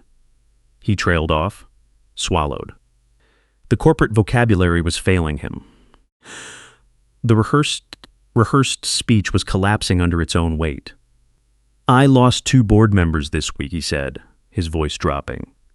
3 more are reevaluating their positions. You know how she is, Dad. If Meridian doesn't come back, the company..." His jaw twitched. "You know how she is, Dad. We have 212 employees, Walter. 212 people who didn't do anything wrong," I said, keeping my voice level. He gripped the envelope tighter. "I know your people," I said softly. "I've always known your people. You're the only one who never bothered to look at them." His chin dropped slightly. Not a nod, but the involuntary muscle reaction of a man taking a hit. Behind me, I heard the small, light sound of footsteps on the hallway floor, the quick, unhurried pace of a child who had heard a noise and was coming to investigate. I turned my head slightly. "You know how she is." Tyler appeared at the end of the short hallway, still in his pajamas, holding a piece of toast, his hair sticking up in 3 different directions from sleep. He saw me at the door. Then his eyes moved past me. When he saw Brandon, his face became very still. Not scared and not angry. Something quieter and more deliberate than either, the look of an 8-year-old who had seen something he couldn't unsee and, after 4 days of thinking about it, had reached a level of clarity that takes adults years to build. Brandon's breath hitched. "Hey, bud," he said. His voice cracked cleanly on the second word. "You know how she is." The sound of a grown man's voice breaking over 2 syllables in a doorway on a Tuesday morning is one of the heaviest things I've ever witnessed. Tyler looked at his father for a long, serious beat. Then he looked at me. And then he turned around and walked back down the hallway toward the kitchen. You know how she is, his bare feet silent against the floor, still holding his toast. He didn't run. He didn't slam anything. You know how Yuri. He just went back to his grandmother, was the loudest sound in the hallway. His disappearance from the doorway was the loudest sound in the hallway. Brandon put the back of his hand over his mouth, his eyes filled, and his shoulder thing a man's shoulders do when he's trying with everything he is not to break down in front of someone else. Bolt. How she is, Dad. I waited for him to get his face back under control, to look at me again. Brandon, I said, keeping my voice low and free of anger, because anger wasn't required anymore.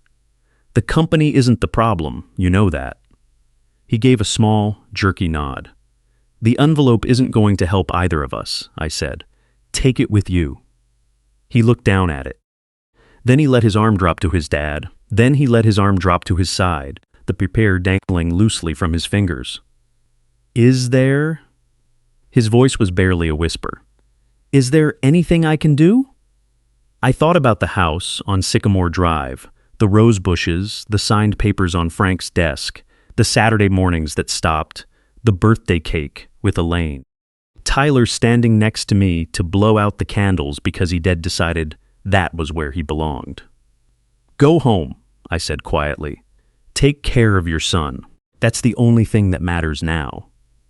I stepped back and closed the door.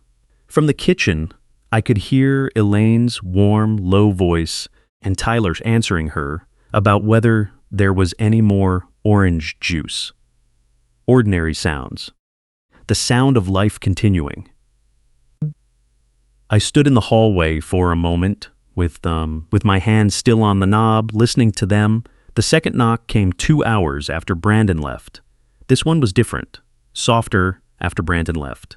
This one was different. Softer, haps, more hesitant, even indecent, 3 uneven taps against the wood, like a hand that couldn't quite stop shying when it made contact. You know how she is, Dad? I was in the kitchen refilling my coffee when it happened. Elaine looked up from her crossword puzzle at the table. Tyler was on the living room floor, reading a book, one sock on, the other left somewhere we hadn't found yet. I set the pot down and went to the door. Diana was standing in the hallway, wearing a gray sweatshirt and jeans, her hair pulled back loosely. No makeup, the kind of complete absence of pretense that happens when a person has run out of the energy required to maintain an appearance.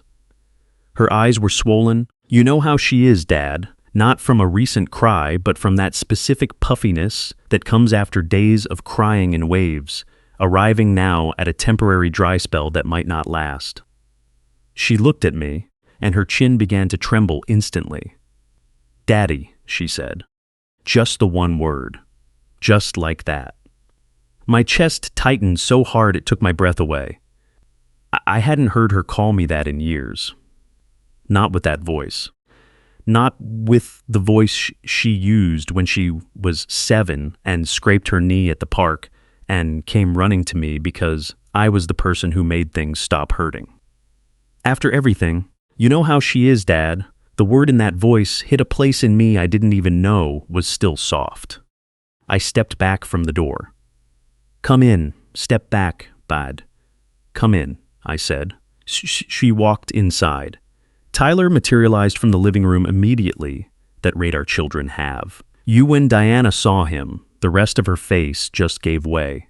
She crossed the room in 3 quick strides, pulled him into her arms, and held him with both hands, her face buried in his hair. Tyler put his arms on around her waist, and held her back, tight, asking no questions. Tyler always seemed to understand when a hug needed to do the work of words. Mom, he said against her sweatshirt. Are you okay? You know how she is? Dad? Diana pulled back just enough to take his face in her hands, looking at him with that desperate, grateful love of a mother who had let a gap grow between them and was only now realizing what it cost. "I'm okay, baby," she managed, her voice thick. "I'm okay." She wasn't okay. You know how she is, Dad. Not by a long shot, but she was here, and that was a start. I guided them both over to the living room sofa. He'd laughed about it, appeared in the kitchen's dad.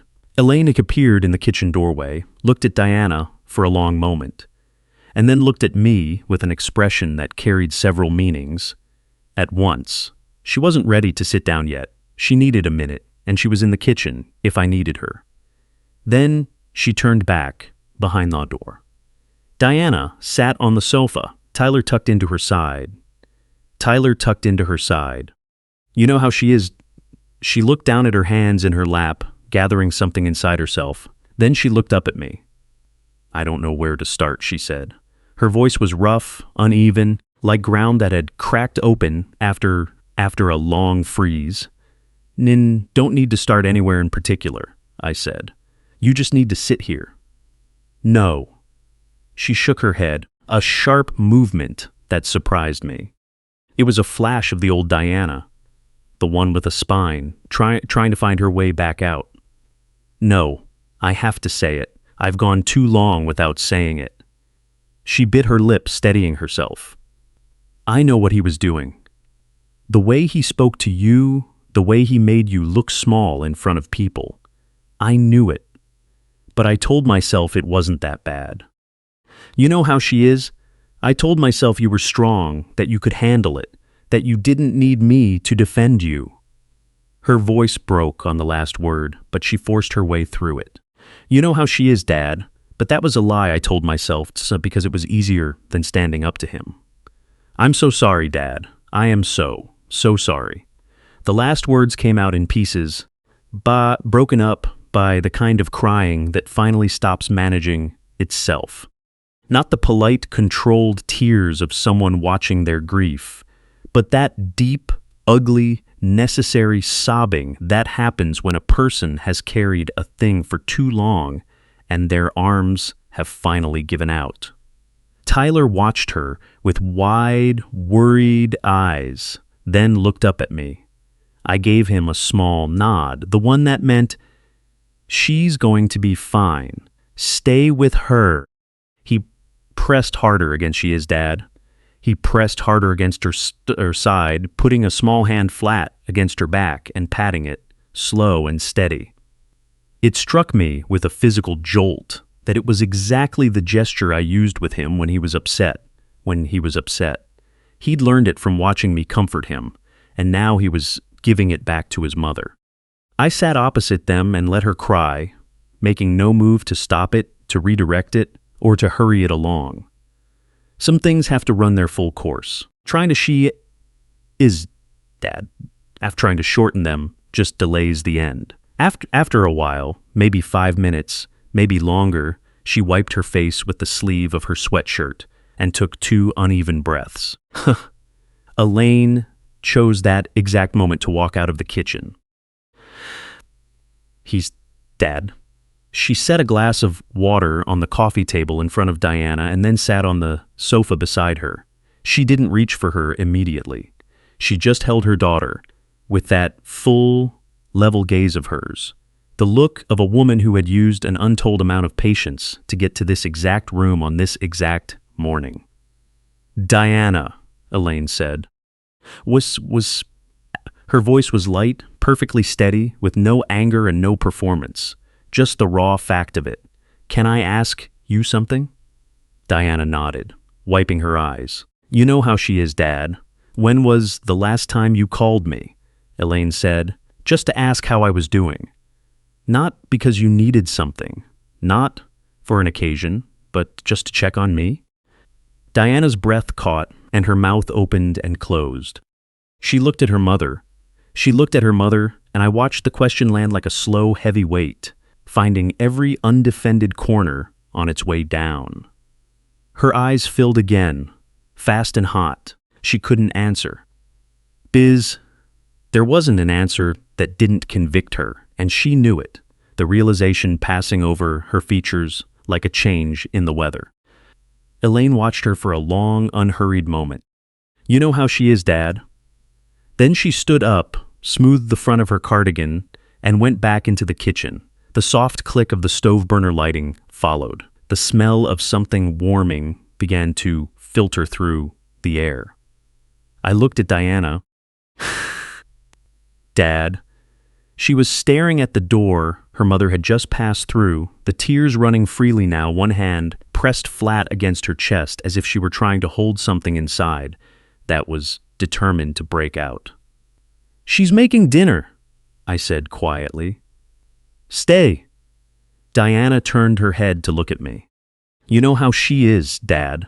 Her eyes were red and her face was a mess, but for the first time in 6 years, she looked exactly like my daughter. Okay, she whispered. Okay, Dad. Diana stayed for dinner, and she stayed after it was over. At some point, Tyler fell asleep on the living room sofa with his head in her lap, and she stayed for that too, sitting perfectly still in the lamplight, her hand resting on his shoulder as if a movement might disrupt the peace they'd found. After the dishes were done, Elaine and I sat at the kitchen table, the way we always did after a meal, facing each other with the coffee between us and the radio low. Through the doorway, we could see Diana in the living room and the shape of Tyler sleeping, the lamp throwing a warm circle of light around them both. I told Elaine the rest of it. The parts of Friday night I hadn't put into words yet. The part about what hadn't in words yet. The part about what I'd intended to do where Brandon tipped that glass and the call to James and how I'd used 47 seconds to shut a door I'd been holding open for 8 years without ever fully admitting I was holding it. Elaine listened the way she always listened, focused and unhurried, her hands around her mug, her eyes on my face. When I finished, she was quiet for a beat. Then she said, "You were going to save him again." I was, I said. Even after everything. Even after everything, I said. I went there to save his company, to keep my daughter safe, to keep my grandson's world stable. That was the choice I was making. Elaine set her mug down and looked at me with those clear, level eyes that had read me perfectly for 41 years. And now? She asked. Now? I said. I think I finally understand the difference between saving someone and enabling them. I was saving Brandon, but I was enabling something that was breaking Diana and Tyler. I looked down at my hands on the table. The hands that had signed the papers to sell our house. The hands that had held Tyler's shaking fingers in the ballroom. You know how she is, Dad? The hands that had closed a door on a Tuesday morning and finally felt the relief of a correct choice. It's about time I let him find his own footing with the consequences. You know how she is, Dad. Elaine reached across the table and put her hand over mine. You were being a father. Walter, she said.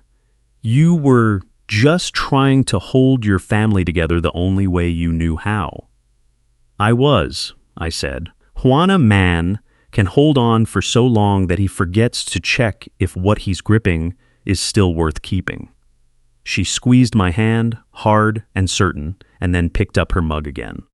We sat, oh how she is.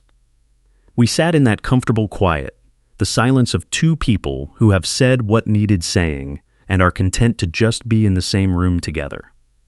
3 weeks later, you know how she is. In the middle of December, Frank called on a Saturday morning to tell me the TechVance board had completed its governance review. Brandon had agreed to step down as CEO in exchange for retaining a minority stake in the company. You know how she is, Dad.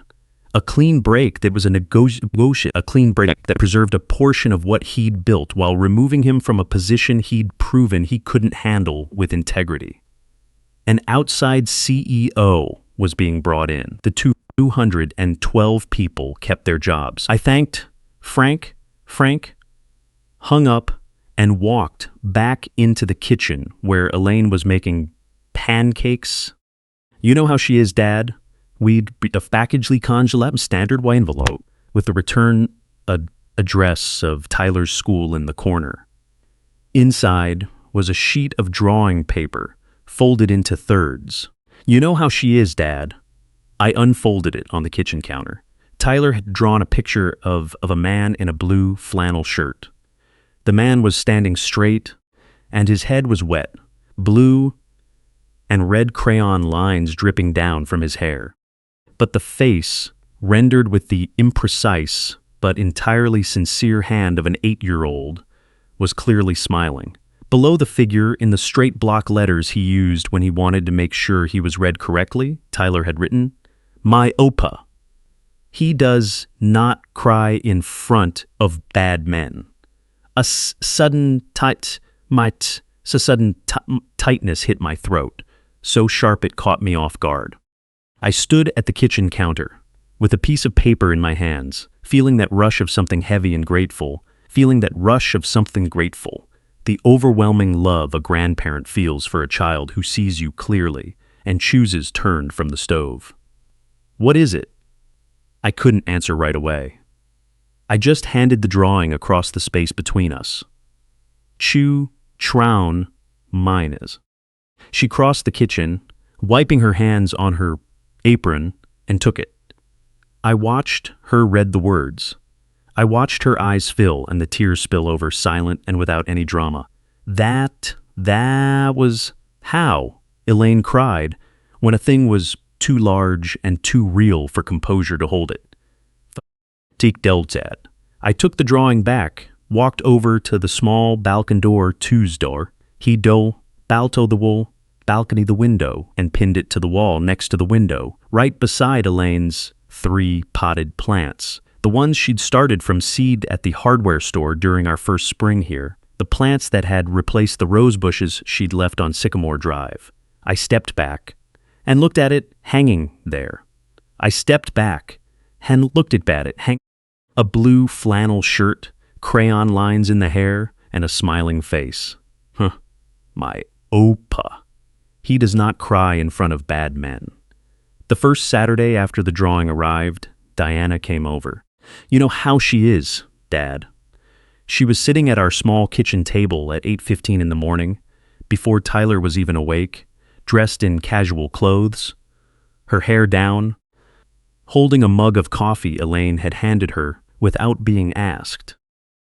You know how she is, Dad. We didn't talk about brand. We didn't talk about Tech Vance or the gala or the video or any of it. When Tyler wandered into the kitchen, with his hair wild from sleep and only one sock on, he looked around the table, at his grandmother, his mother, and his grandfather, and his face opened up into that completely unreserved, brilliant smile of a child who had found exactly what he'd been looking for. Elaine made the pancakes. The radio played something old and familiar.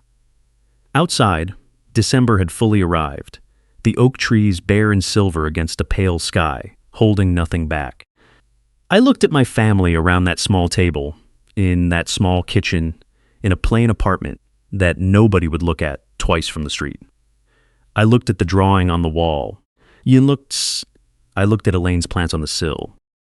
You know how she is, Dad. There are men in this world who need a room full of 300 people to feel like they exist. I have never been one of them. If this long life has taught me anything, it's that no wounds wasted. That no wound was wasted. Every piece of humility I had to swallow, every Saturday morning I sat alone with 2 cooling mugs of coffee. None of it was spent for nothing. It was all moving toward something. You know how she is, Dad. I just couldn't see the shape of it at the time. I'm not a perfect man. I held on for too long.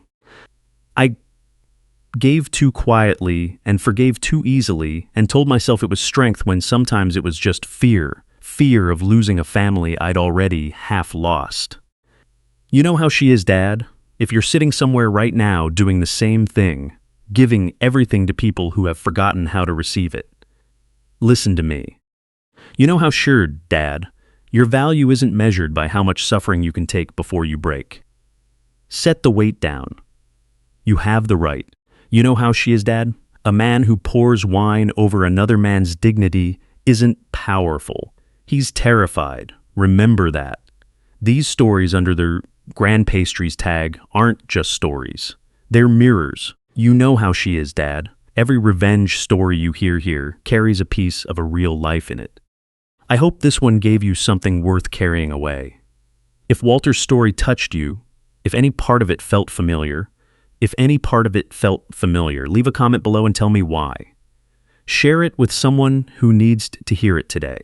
And if you haven't subscribed yet, consider this your sign. Thank you for staying until the end. It means a great deal to me. You know how she is, Dad. These narratives contain fictionalized elements for reflection and inspiration. If this wasn't for you, that's all right. Find what feeds your soul somewhere else. But if you're staying, the next story is already waiting.